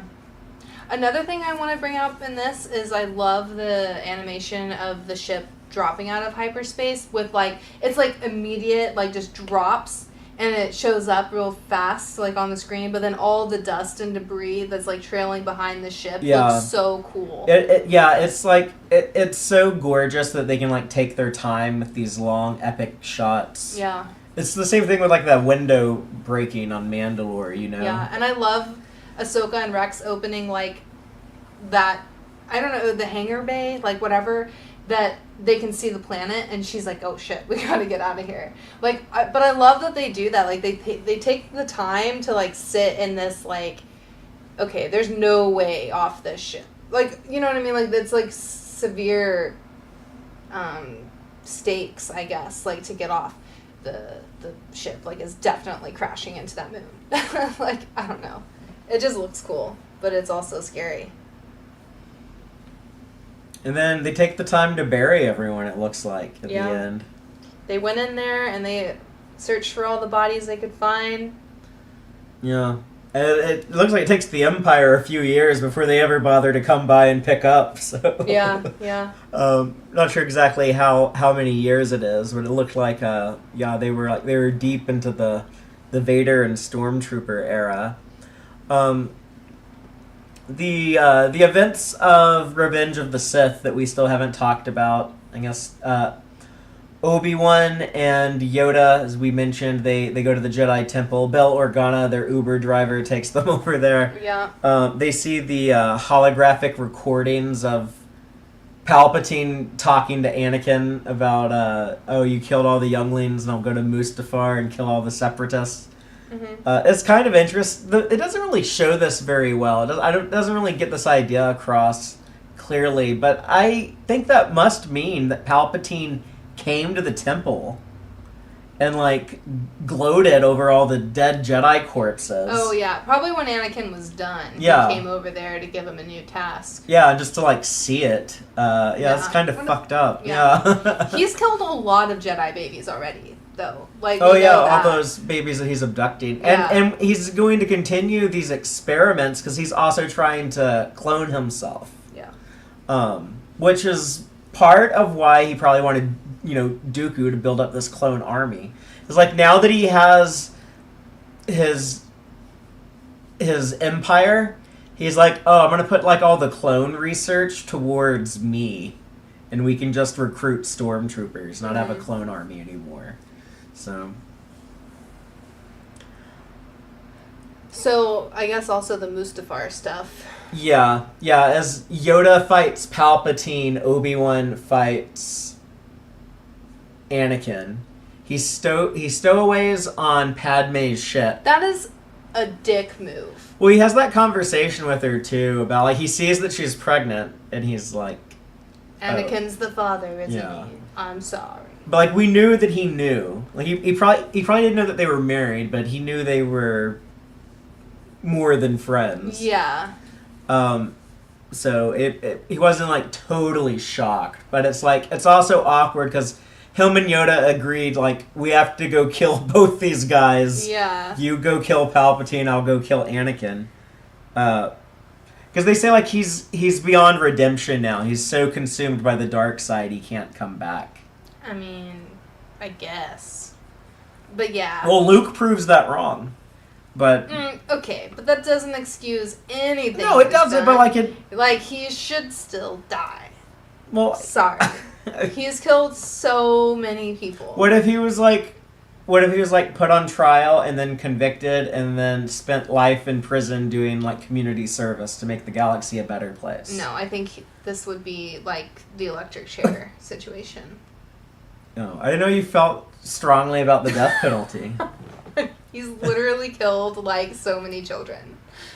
I think we can make an exception.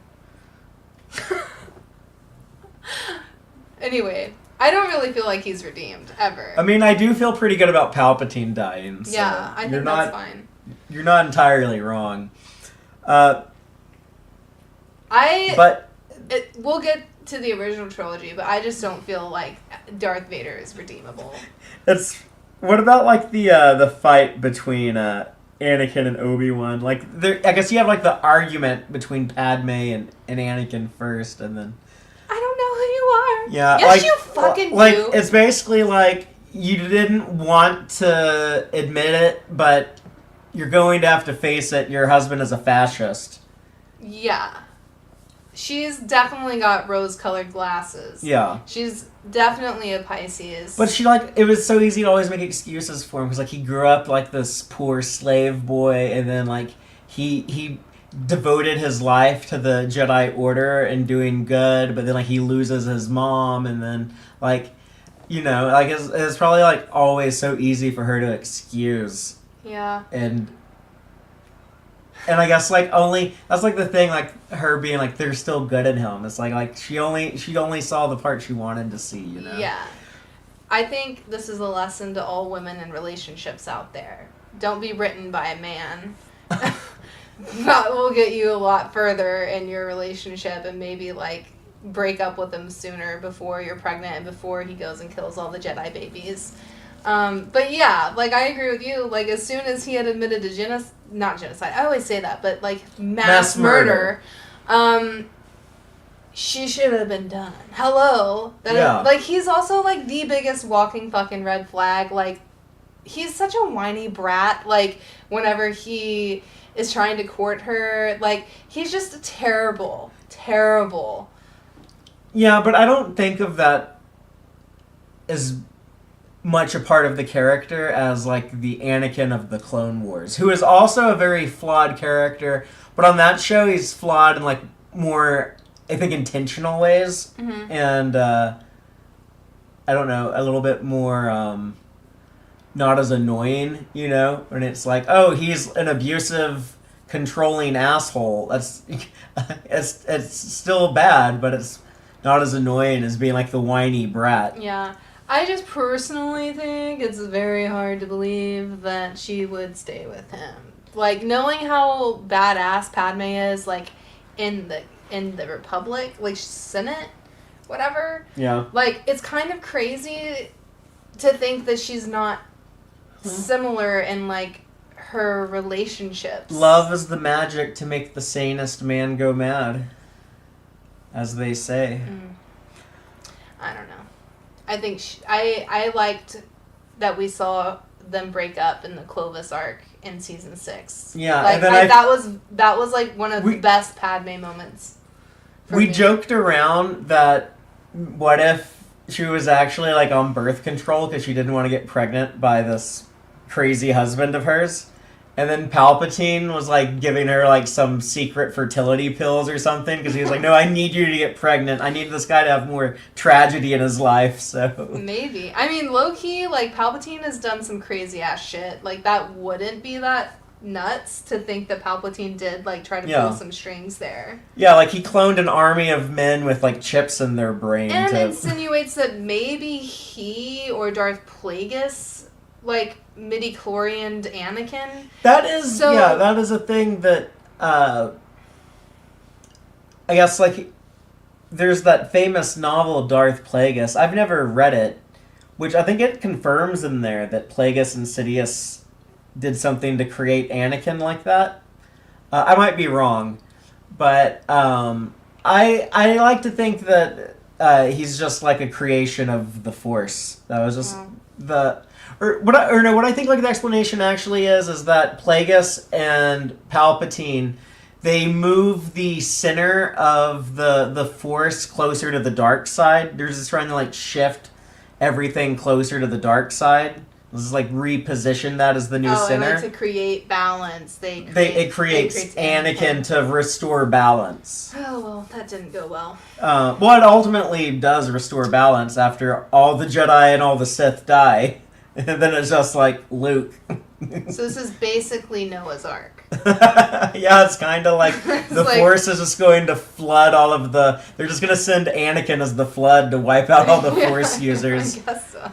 I don't know. You'd have to ask the Mortis gods about that, I guess. It's just as complicated. But that is all I'm saying is it wouldn't be that crazy to think that Palpatine did have a hand in Padme's pregnancy in some bizarre way. Because I agree, I think like she's very responsible. So I don't know. Like, I mean, accidents happen and birth control fails, but this seems a little bit like too convenient for Palpatine. Yeah, and I just feel sorry for Padme. Dude, like, just a pawn in the game. It sucks. I agree she made some bad choices, but she also... she got dished some bad stuff. Yeah, she didn't deserve what she got. She deserved better, is what I'm trying to say. Yeah, she worked so goddamn hard for the people. But her husband gets pissy at her because she doesn't react well to him declaring his love of fascism. And so he chokes her until she's unconscious, even though she's pregnant.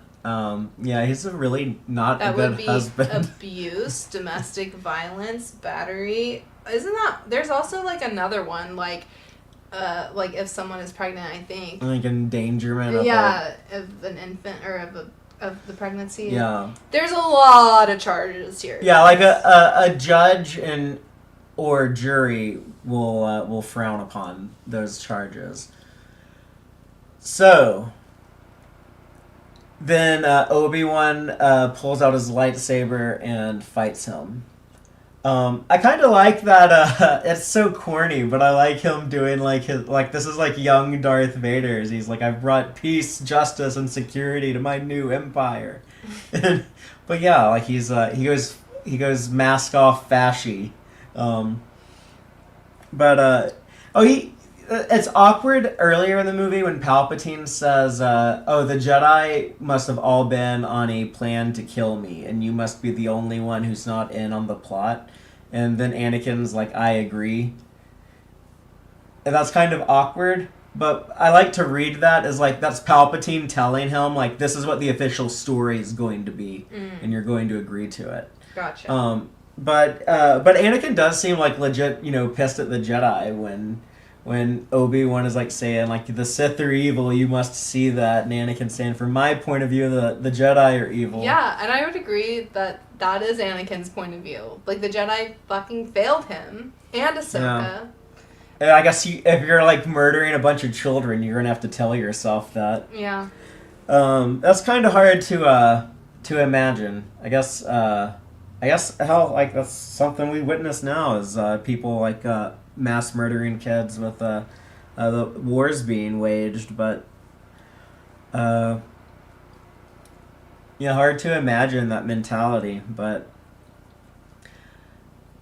you made the joke about when they're fighting over all the dead separatist bodies as Obi-Wan like look on the floor and notice like oh look there's Newt Gunray. I was thinking that because he kept looking down while he was fighting. He's like, wait, that guy is dead? Wait, that guy's dead?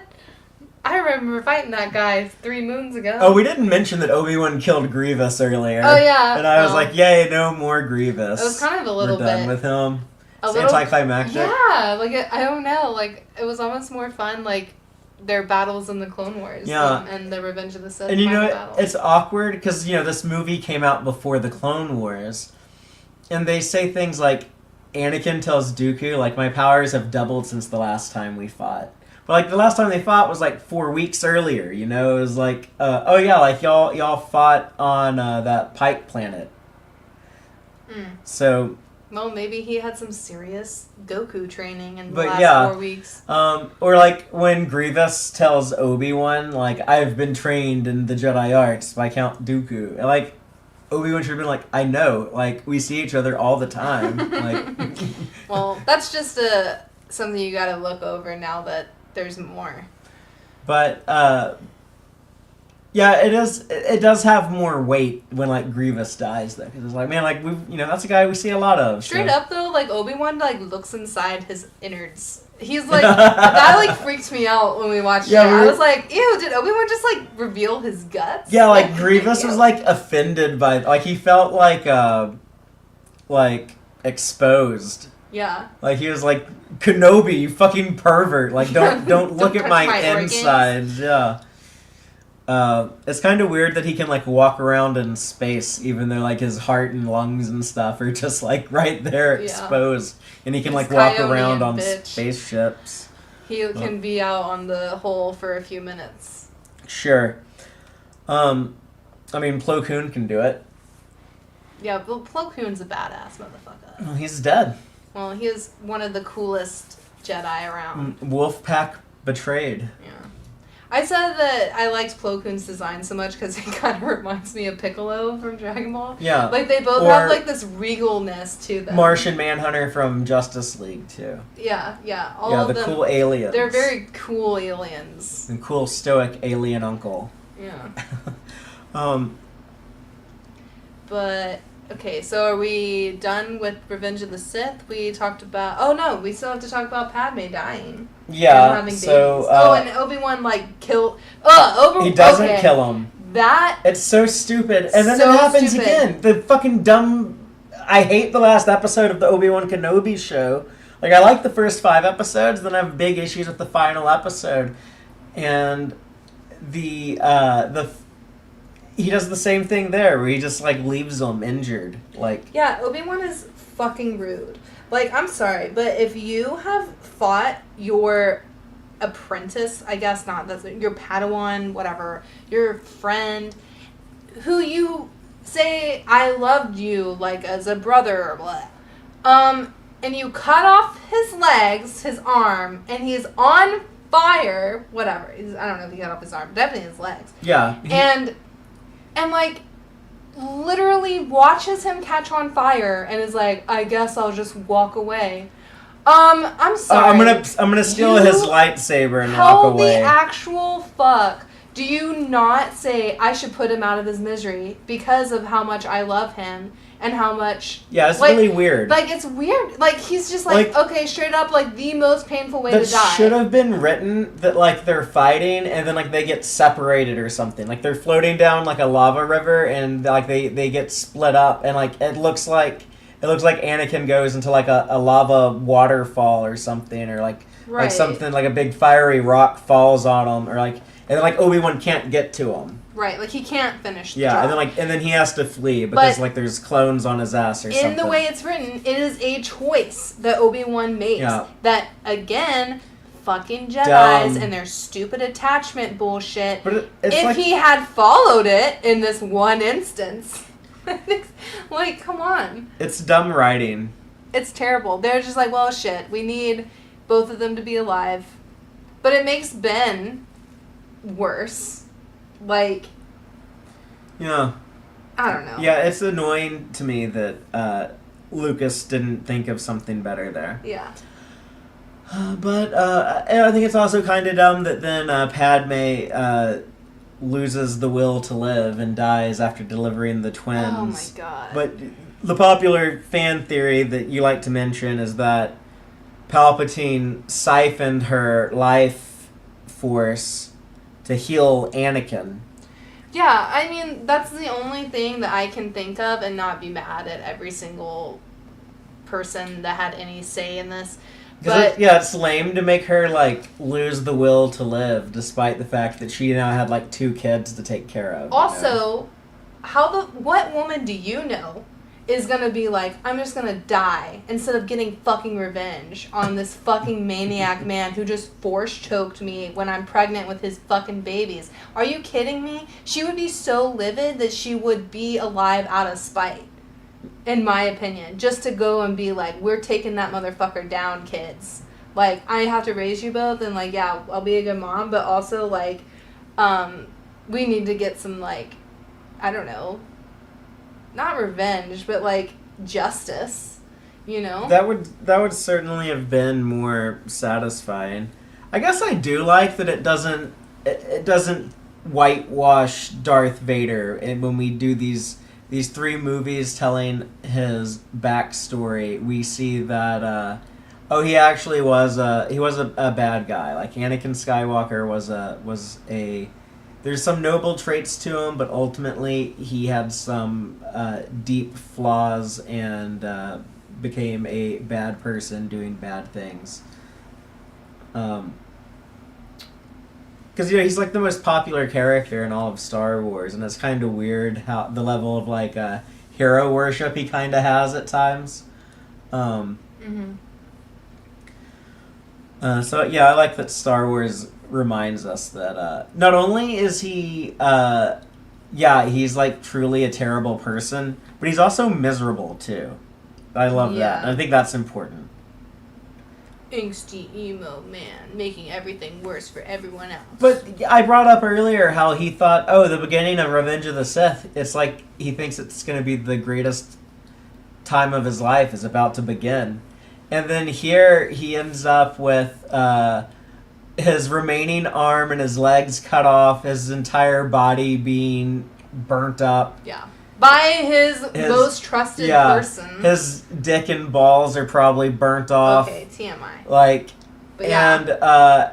And then he thought he was about to be a parent, and then instead of gaining a kid, he loses his wife.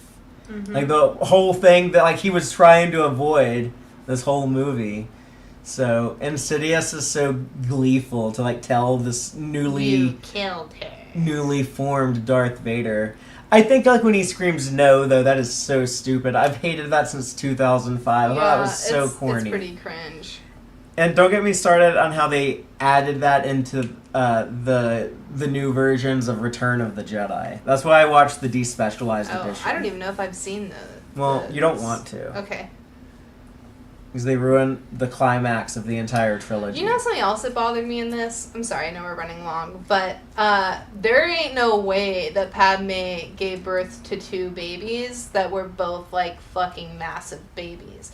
Her bump was the tiniest thing I've ever seen.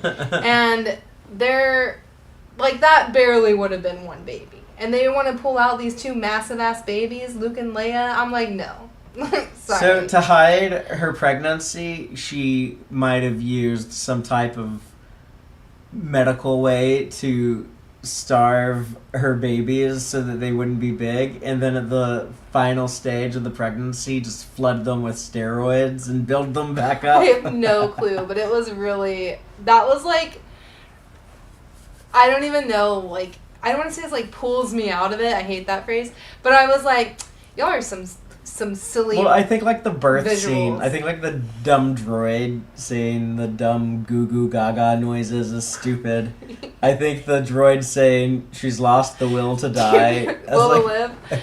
I think like Yoda and Obi-Wan and Bail Organa like in the waiting room outside of the delivery room, like that's stupid. Dude, and like Organa being like, my wife and I have always talked about adopting a baby girl. Yeah. I'm like, have you? And then you see him show up at home on Alderaan with the baby. Oh, that cracked me up too because of the Megamind movie where the baby like comes under the Christmas tree and the mom's all excited and the dad says, oh yes, I saw this and thought of you. Like every time there's a surprise baby in anything, I always think of that line. So when it showed Organa like showing up with the baby, like the only thing my brain said was, oh yes, I saw this and I thought of you. Like, here's a child for you to raise and do everything with, and I didn't talk to you about it at all, except that hypothetical potential conversation we had about maybe adopting a baby girl at one point. Oh man. But also, Yoda tells Obi-Wan that, oh, by the way, I've been talking to Qui-Gon Jinn. We just reconnected. We've been catching back up. Like I can teach you how to get in contact with him, and he's learned the secret of immortality. That also just makes no fucking sense. Because if the Jedi's thing is about not having attachment, why the hell would you be like, oh yes, immortality, yay, let's discuss. Because that was what that Yoda arc in season 6 was all about. Which I hate. And I just think it's so stupid though. Like okay, I'm so angry. I can't even like get my words out.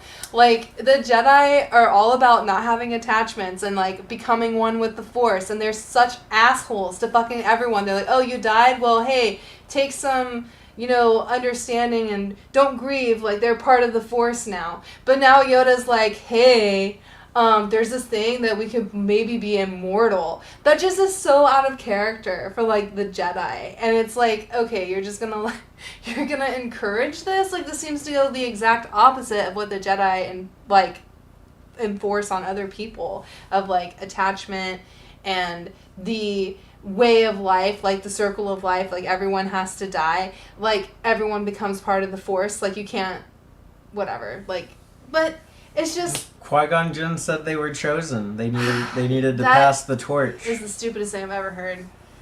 None of them should be Force ghosts. Well, the Jedi Order failed, and they had to go. They had to be Noah's Ark flooded, and then started back over with. What I think would have made more sense at the end of the original trilogy, instead of having Force ghosts, was to have just like some kind of like invisible Force feeling. Instead of, like, having these blue Force people, like, manifested.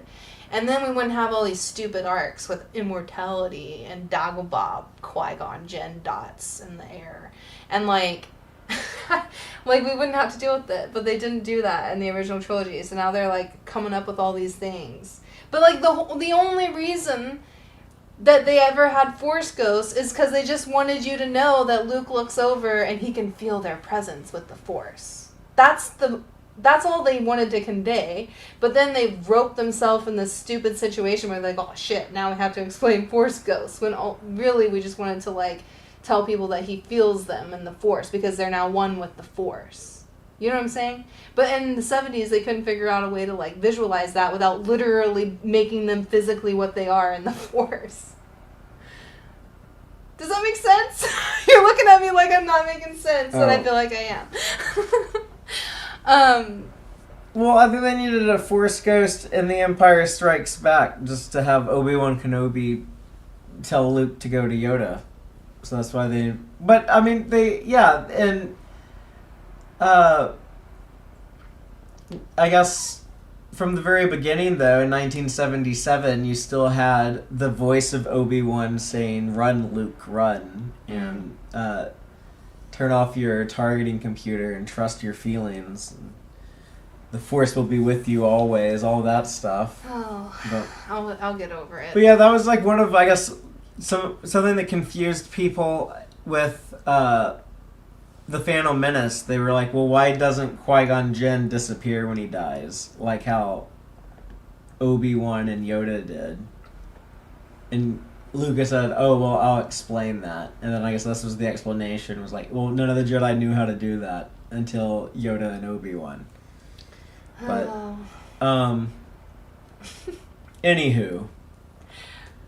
So that's the end of Revenge of the Sith. Yeah, it ends with, I make the joke, the Jedi go around taking all these kids, but then Obi-Wan shows up on Tatooine giving a kid back to the galaxy. He's like, hey, Owen and Beru, I know you only met your stepbrother one time, but here's his kid. That also pisses me off. I like them after watching the Kenobi show. I know I was talking shit about it a second ago, but I like them so much. They raise a good kid. No, I agree, but I think it's very bold of the Jedi because that's all they fucking do. But they never think about the people that they're impending all this shit on. Like, they don't leave... I don't know. They don't leave, like, a stipend or something with Luke. Like, this is a burden on them. And literally just, literally, they can't say no. Like, I feel like they've pigeoned them into this situation, I don't like that. But I do like that they accept the child and that they raise him well and whatever. But I just feel like it's not a fair ask. It's not even an ask. I feel like it's more of a demand.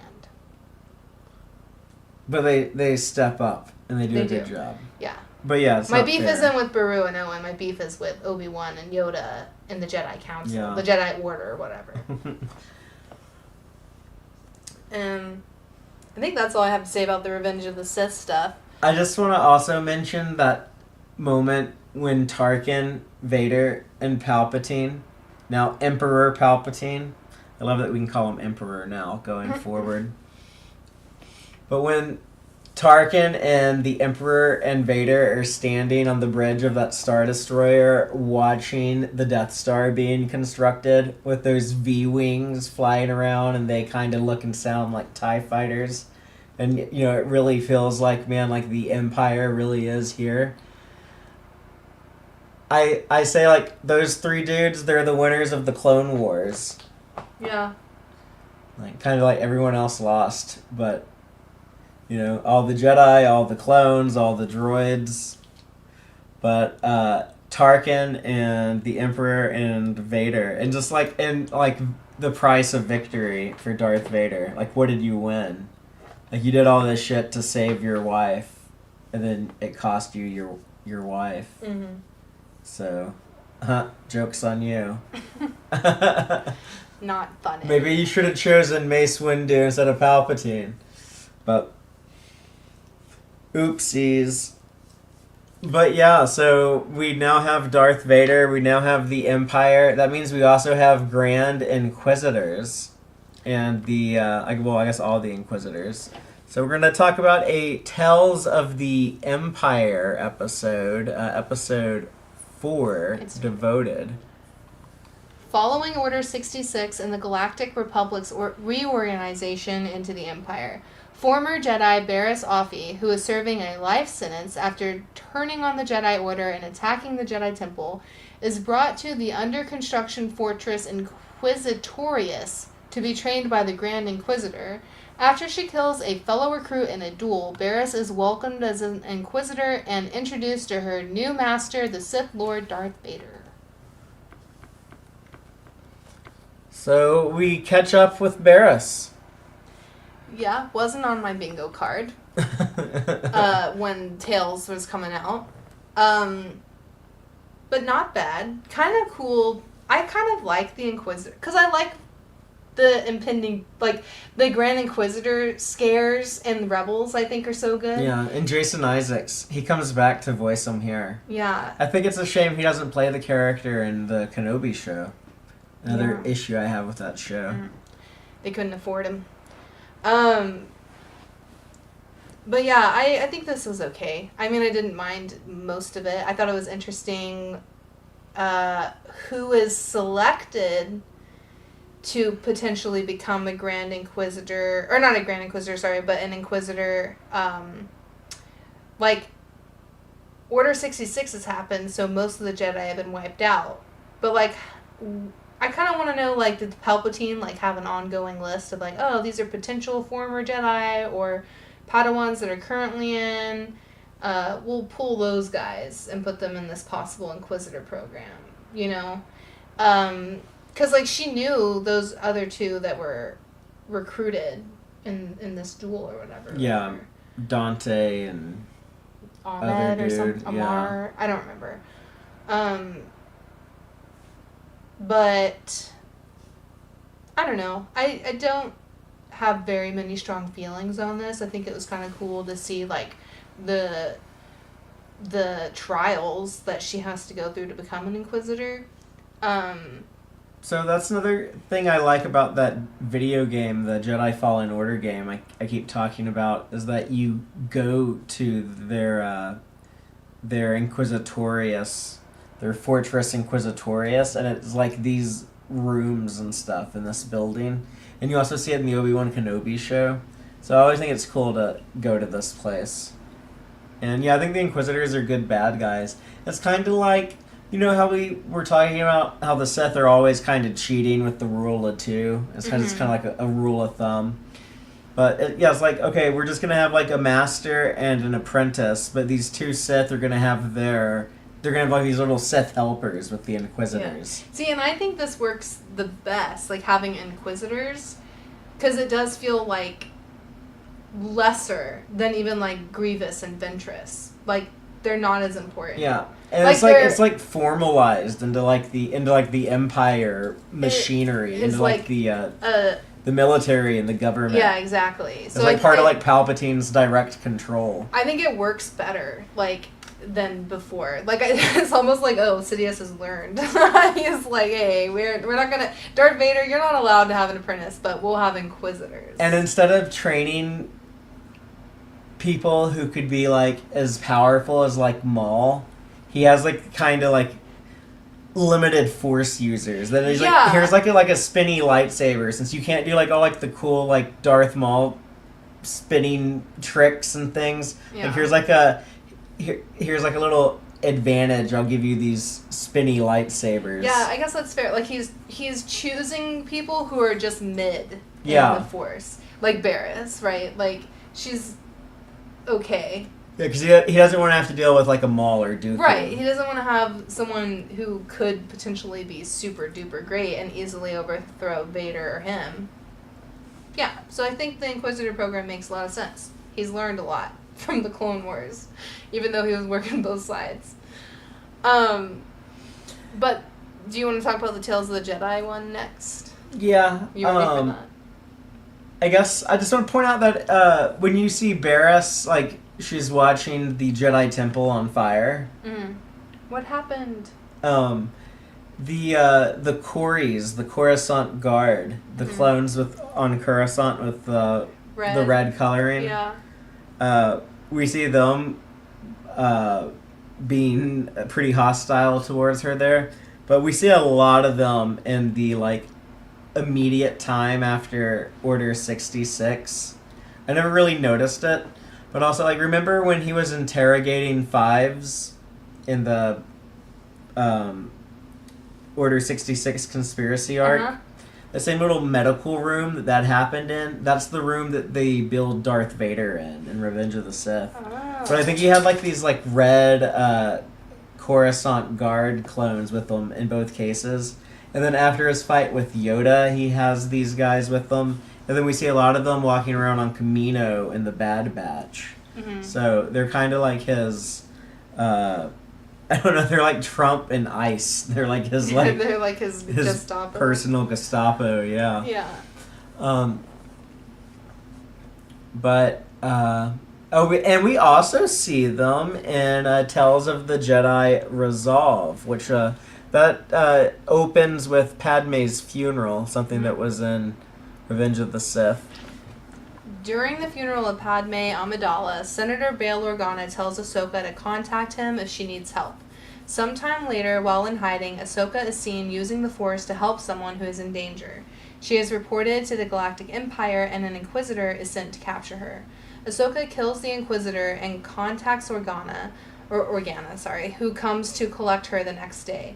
She tells him that she is ready to fight against the Empire. I would like to change that. It says collect her, but it's actually to collect the people that she had rescued. They had nowhere else to go. But I'm not sure if it's actually cleared if she goes with them. Because it kind of sounded like she was going to stay on her own. But I really love this episode. This also feels a lot like the Ahsoka novel. Yeah, it's kind of like an abridged version of it. It is, a super abridged version of it. But it works, and I think it's important to see Ahsoka, like, out in the wild. And I love seeing her at Padme's funeral, like, feeling down and... It's like, cool that she went there, though. Yeah, and then you see, like, Rex was there in the Y-Wing. So they went there, like, after they buried all the clones. They went to Naboo to pay their respects. Yeah. Yeah, they're so cool. Changes. I love Rex and Ahsoka. I know. And I love Bail, like, doing everything he can to keep these people that kind of needs for, like, the Rebel... But yeah, he's working on building the Rebel Alliance. Yeah, thank you, the Alliance. I was struggling with the word there. You know, it's fun because we're at the point now where we're starting to see the earliest Rebels take action. Like, you know, Saul Guerrera is active. Bail Organa. We're going to come across Luthen in Andor soon. Hera. Yeah. And her dad, Cham Syndulla. It's cool to see these people that are going to start rising up against the Empire. But Bail Organa, yeah, he's really cool there when he spots Ahsoka and he's trying to get her involved, and I guess he gets the he takes the hint that, oh yeah, she might just need like some time and some space and to grieve and work on all these changes she's having to go through and figure out how to hide from Order 66. Like, it's crazy. But the part that I like about him is when he has like that coded communication, that coded message to her when he's talking to those clones. It's the Corys though. Yeah. They're like, oh, Senator, you're not supposed to be back here. What are you doing? You can't be back here. Imperial orders. And he's like, oh, I just got lost. But then he's saying, like, I'm glad I got to come across you, though. And if you ever need me, please don't hesitate to contact me. Yeah. Take as much time as you need. Yeah. And these clones must be thinking, like, wow, this Senator is so polite. Yeah, that's what I was thinking, too. And they were shrugging at each other afterwards. I was like, man, they must think this guy is so nice. And they also, they have, their brains kind of messed up now from Order 66. So they're all, kind of aggro. Yeah. But, are you ready to talk about... Oh, there's the Inquisitor in that. We should mention. I was going to say, he was really cool because we did see him in the episode with Barriss. Yeah, he was there in the Inquisitor lineup. Yeah.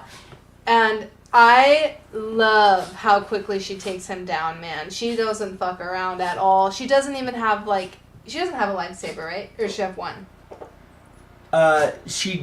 She gets lightsabers after defeating this Inquisitor. Right, those are going to become her white ones. Because she takes the red crystals and then purifies them with the Force, and they're white crystals. But, so she literally takes him down, though, without a weapon. Yeah. She's literally just using the Force, and she takes him down in 30 seconds flat. And it plays the theme from the Ahsoka TV show. But I love that he was, excited. He was like, oh, you're the infamous Ahsoka. We've been looking for you. Yeah, Could Clancy it possibly Brown. be? Yeah. So good. I didn't realize until just now, I was reminded, reading Wikipedia, that he was voiced by Clancy Brown, so that's cool. That guy shows up in a lot of stuff we watch. So what's after Resolve? So let's talk about the Bad Batch. We get that big 76-minute episode. Hell yeah. And we'll be talking more Bad Batch soon. We're going to do a big show on all of Season 1, so... Except for Episode 1. Yeah, we're talking about that now. But I guess we should mainly focus on like the Order 66 stuff. I forgot that Freddie Prinze Jr. comes back as... Oh, Kanan. Yeah, or as but- Caleb. Yeah, This like old man voice for this 12-year-old child yeah, is like, kind trying of to jarring. sound like he's in 5th grade, but he sounds like he's 50. Yeah. Oh man, it's kind of funny. But yeah, it was fun to see the Bad Batch again. We just got introduced to them recently, so this is a show that I wasn't as enthused for as I am for like Rebels and Andor. So I'm kind of like ready to like hurry up and get through Bad Batch. Mm-hmm. But watching this, it made me remember like, oh yeah, I actually do really like Bad Batch Yeah. when I actually sit down and watch it. I really like season 1. I think we'll talk more about season 2 and season 3 later, but there's a lot that I like in season 1. And like this first episode is just so jam-packed with change and like setting up like such a cool show, in my opinion, like getting Omega. The immediate drama when Order 66 goes out and Crosshair is like down to Good kill soldiers Jedi. follow orders. Yeah, and like no one else is. And so like, okay, that immediately like throws a wrench in the team dynamics and gives you some drama to milk. Yeah. I really like that too, and that Hunter is such a like, already you can tell he's like kind of on dad mode when he sees that kid and is like, yeah, you know, like he kind of has those instincts yeah, like, to make a joke because he's the team leader, so he's kind of like the protective parent. Yeah, for sure. But I love that he lets Caleb get away, you know, and is trying to fool Crosshair. But, like, he can't fool Crosshair because they're literally super clones. But in a way, you can give Hunter credit for all the good that Kanan does. Yeah. Yeah. I feel so bad for him, like, having seen Depa Billaba get murdered by Depa. That's what I always say, but I'm reading it so I can say Depa Billaba. But that breaks my heart too when you see him running away because she tells him to run, and like you can see the moment she dies because he feels it in the force as he's running. It's just so sad, and I mean like everybody already knows all this, so it's like I don't even feel like it makes sense to waste time talking about it. But like just Order 66 in general is just terrible. Just like we talked about before, just with the clones being so close to their Jedi masters and their Padawans and working with them for years and years, and they have like jokes together and they've lived and died together on, you know, or like lived and lost, and it just is so sad every time it happens because it's just like, damn, like yet another example of a Jedi who was close with their clones and then got killed, you know, by their clones. And it's all around tragedy for the clones and the Jedi because like the clones aren't doing it on purpose, like they're programmed to do it, and also like the Jedis that's don't fucked see up it to coming. do to them. Yeah. So all around. You're gonna fall in love with your Jedi generals, and now you're gonna be forced to murder them. Yeah. So I loved how much time they spent with that in this opening, and then I loved that we got that contrast of like the Bad Batch compared to everyone else, all these other clones who are now like in program mode, and like seem to have lost a lot of their personality, like a lot of their individuality has also been wiped out. And so it's just like this bigger wrench between the Bad Batch and Regs. It's kind of the same way how like Palpatine told Anakin to flip a switch to deactivate all the droids. It's kind of like he also told the Kaminoans to flip a switch to deactivate the clones. They're kind of like... Put them back on default. Yeah. Like factory reset. Yeah. Like he kind of like wiped them. Yeah. It's really sad. Yeah, and it was interesting to kind of get like a little... a little bit more information on like how the Bad Batch, like how they live, like their day-to-day life, like when they return home to Camino and they keep score of their missions, and they have like this nasty room they live in. Yeah. It's kind of weird. Segregated from the regular clones. But yeah, and how like they seem kind of they seem like, you know, misfits. Mm-hmm. But then they get really bullied, and it's like very like high school bully like food fight. And they get called like sad batch. Yeah, it is very high school. And they meet Omega, and they have like the food fight with her. I guess like the first time they see her though is when Palpatine is giving his big speech about the Jedi attack on him and how now they're going to reorganize the Republic into the Empire. So, and then they see this young clone girl. Like them, she is an enhanced clone.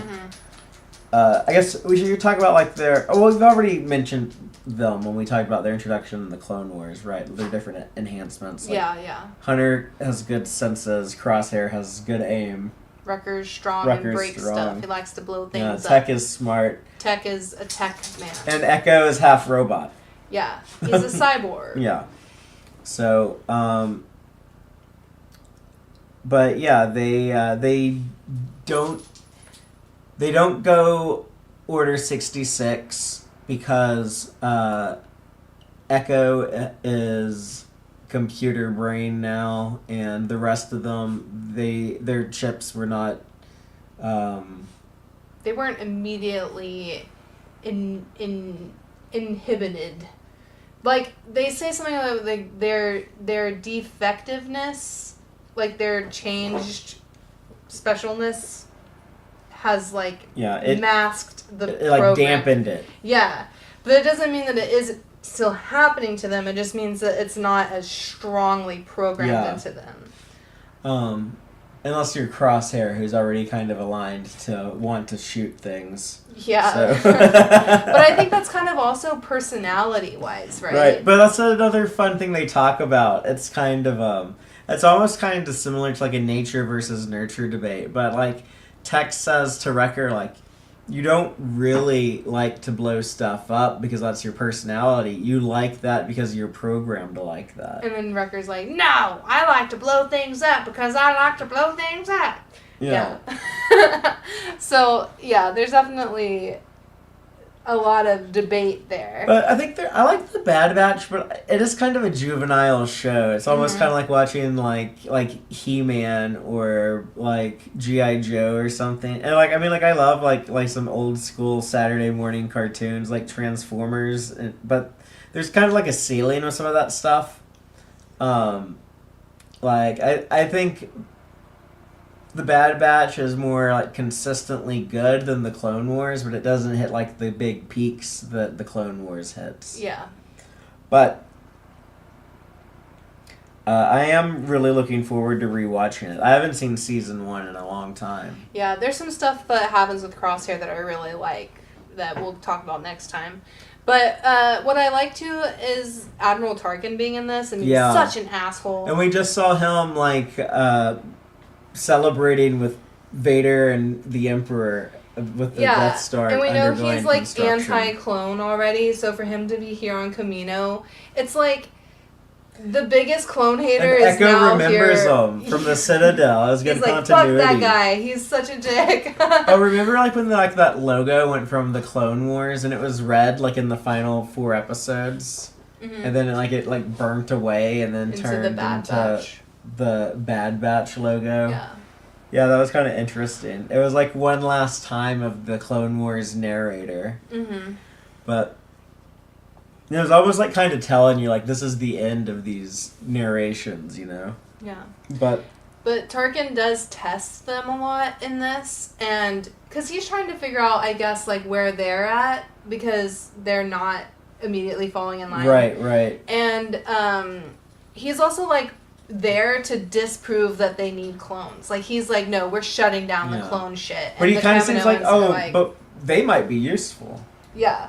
So I think that's a good but can I trust get the ball rolling on stopping the clone production. I think that's important to note that that's happening in this. Yeah. And he also sends them on a mission to Onderon. Well, part of that is because Tarkin is one of the things he's overseeing is the Death Star, and he's really trying to allocate resources for the Death Star. It's almost, this is kind of like boring, like Empire bureaucratic stuff. This is like budgeting problems. But yeah, he wants to like shut down the cloning program so that there's more money for the Death Star. Right. But he also is like making arguments about how the people that are in like the Empire, I don't even know, like civilians, whatever, but like people that he wants to recruit to become soldiers, he talks about like, he's basically talking about grooming them and like being like, well, I can get them this way and they can be this bad or whatever. Yeah, he talks about conscription, so he wants to just like draft, he wants to just draft an army of stormtroopers. Yeah. Which is what they end up doing. Yeah. Which is, I don't know, honestly, if that's better or cheaper than clones. I mean, I guess I don't know how expensive they are, but... Well, they also, like, don't train them as well, and they don't have, like, as good of armor. You still have to feed That's supposed to be, like, the excuse for, like, why stormtroopers don't have good aim, is because, like, they're poorly trained. Yeah. And, like, TIE fighters have, like, no shielding on them. It's easy to shoot down a TIE fighter. They're just treated very expendable. Yeah. But I guess, like, the main reason they don't use the droids that they just flip the switch off of is because they want people to think that the Republic is now the Empire. So that's why they lean into the clones. And they're like, we'll just use these up, and then we'll become conscription-based, whatever, and put them in armor that looks like the clone armor so that people still think it looks like the Republic. You know what I mean? Because, like, in general, I think, like, the Republic was more accepted than, like, the Separatists in terms of, like, what people would rather be ruled by. Yeah. So, like, they're, like, leaning into that image as an empire. Is they're like, oh, we're the Republic, but we're more now. You know what I mean? Yeah. Yeah, like, some people are really into that. Anyways, so they get a mission from Tarkin to go to Onderon to wipe out insurgents. But when they get there, Hunter... It's like the worst group of people you could send to go do this mission, honestly, because... Well, he wanted to test them. Right. But... Yeah, but, like, with all their senses and stuff, you'd think, you know, they are kind of smarter. So, maybe they'd figure this out. But like you said, it is a test, so he's testing them. And they find out that the insurgents are none other than...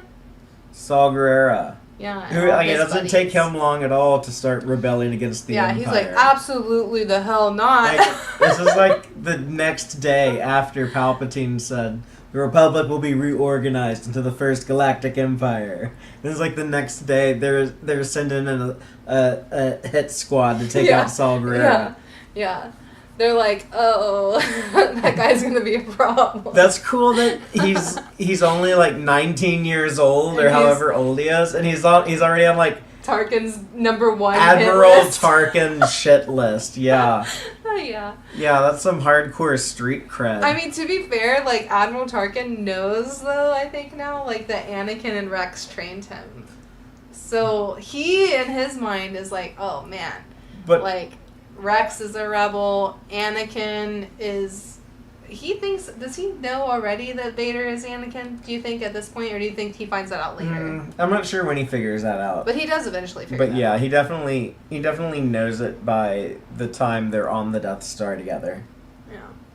Well, the Bad Batch see through this terrible request and decide not to kill all these kids. Yeah, Wrecker was like, people. I thought we were going to fight separatists. I thought we were going to, like, shoot droids. Yeah, he's like, I'm not going to shoot these little kids and these old ladies and Saw Gerrera. Like, no. But Saw Gerrera was telling them, like, a civil war is coming, so... Yeah.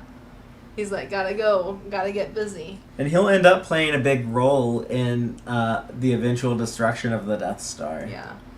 So... I guess Saw Gerrera laughs last, Tarkin. Yeah. The one thing I think is weird about this episode is the Bad Batch, instead of just abandoning this mission, they go back for Omega. And it's like they just met her. And it's kind of weird. Like, well, they just established in the opening that Hunter is protective of kids. Yeah, no, I agree. But also, like, in my opinion, it didn't seem like she was really in any kind of situation. I know she wanted to get out of it, but like I don't think she would have actually been in much danger with Nala Se as her, like, kind of protector. And for her, like, to not just, like, be, like, a normal clone. I don't know. Like, I feel like she could have flown under the radar pretty easily. But, anyway, they go back to Camino. Sorry. Camino. Okay, El Camino. Yeah, to go get Omega. And I really liked them, like, all being thrown in prison together. Like, because Omega was, like, fucking around in their room. Do you remember? And then the Red Corey guards or whatever, like, took her to the brig. Like, for just being in the wrong spot. I guess that does raise some flags that she needs out of there. But then they, like, hit her in the wall. You're talking about in the prison? Yeah.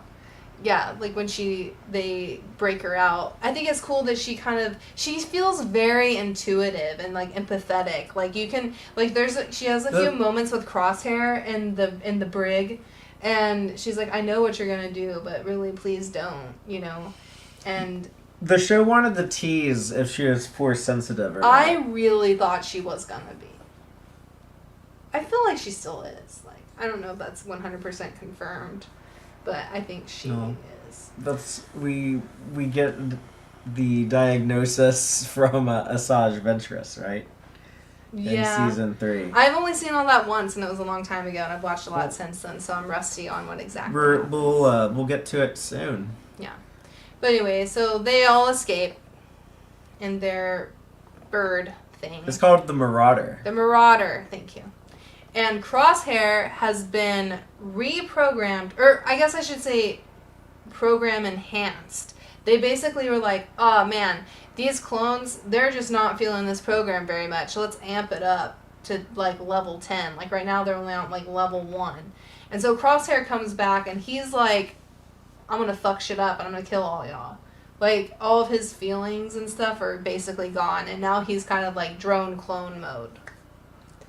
Yeah, he's... but he had been getting pretty pissed off at Hunter, like, the entire episode. Yeah. And now that's enhanced. Like, his hate and annoyance with Hunter is, like, level 10, because they upped his programming. But it was definitely interesting seeing the scenes with him and Omega, then knowing how their relationship develops later. It was interesting to see it back here when they first met. So it'll be fun to talk about that as it unfolds.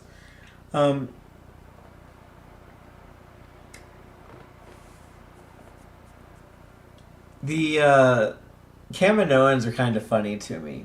What's the Prime Minister's name? Talasu? It's Nala Se and Talasu. I don't remember.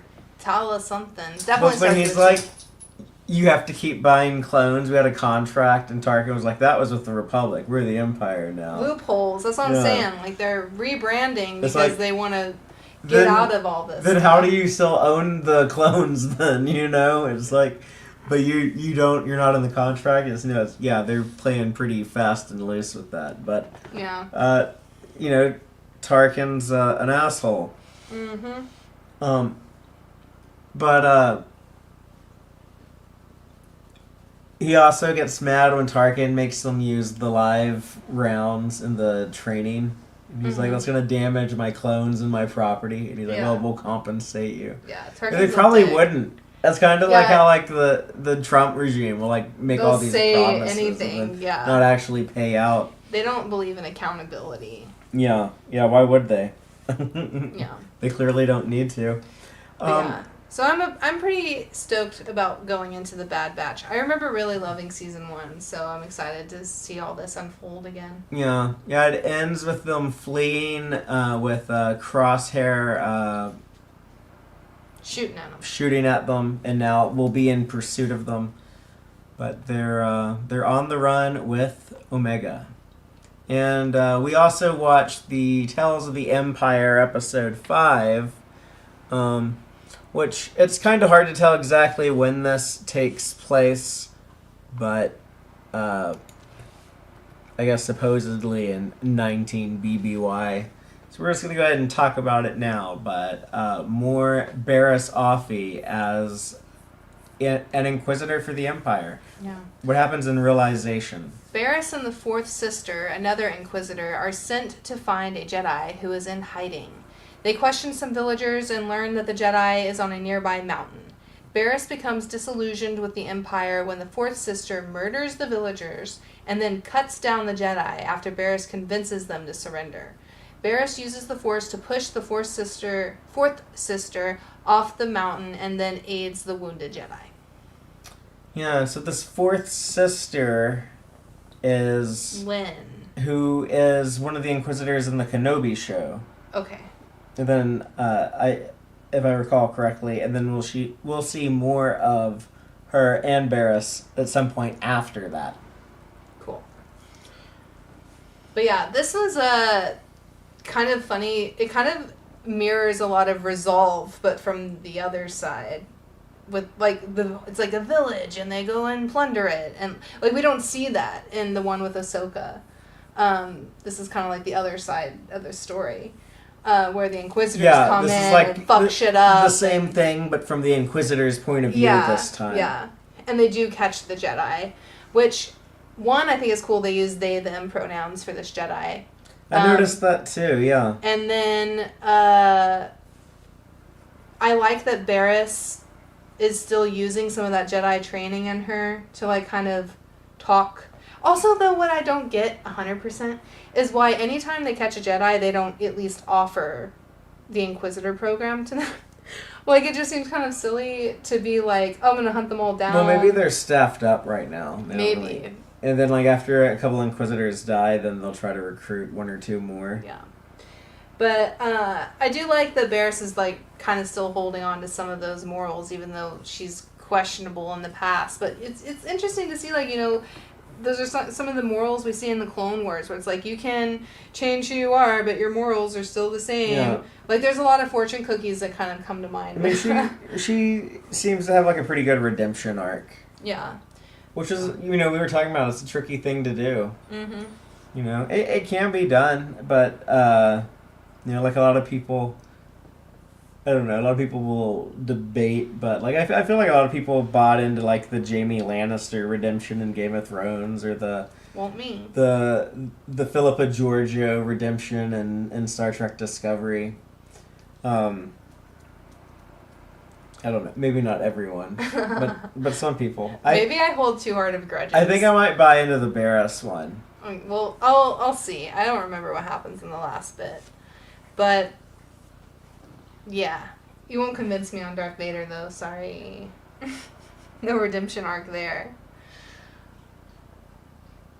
But I guess I don't really have anything else to say about Realization. Yeah, just... or anything else on Order 66? No. Barriss was not an Inquisitor very long. Good for her. Yeah, she figured it out quick. Any other last thoughts?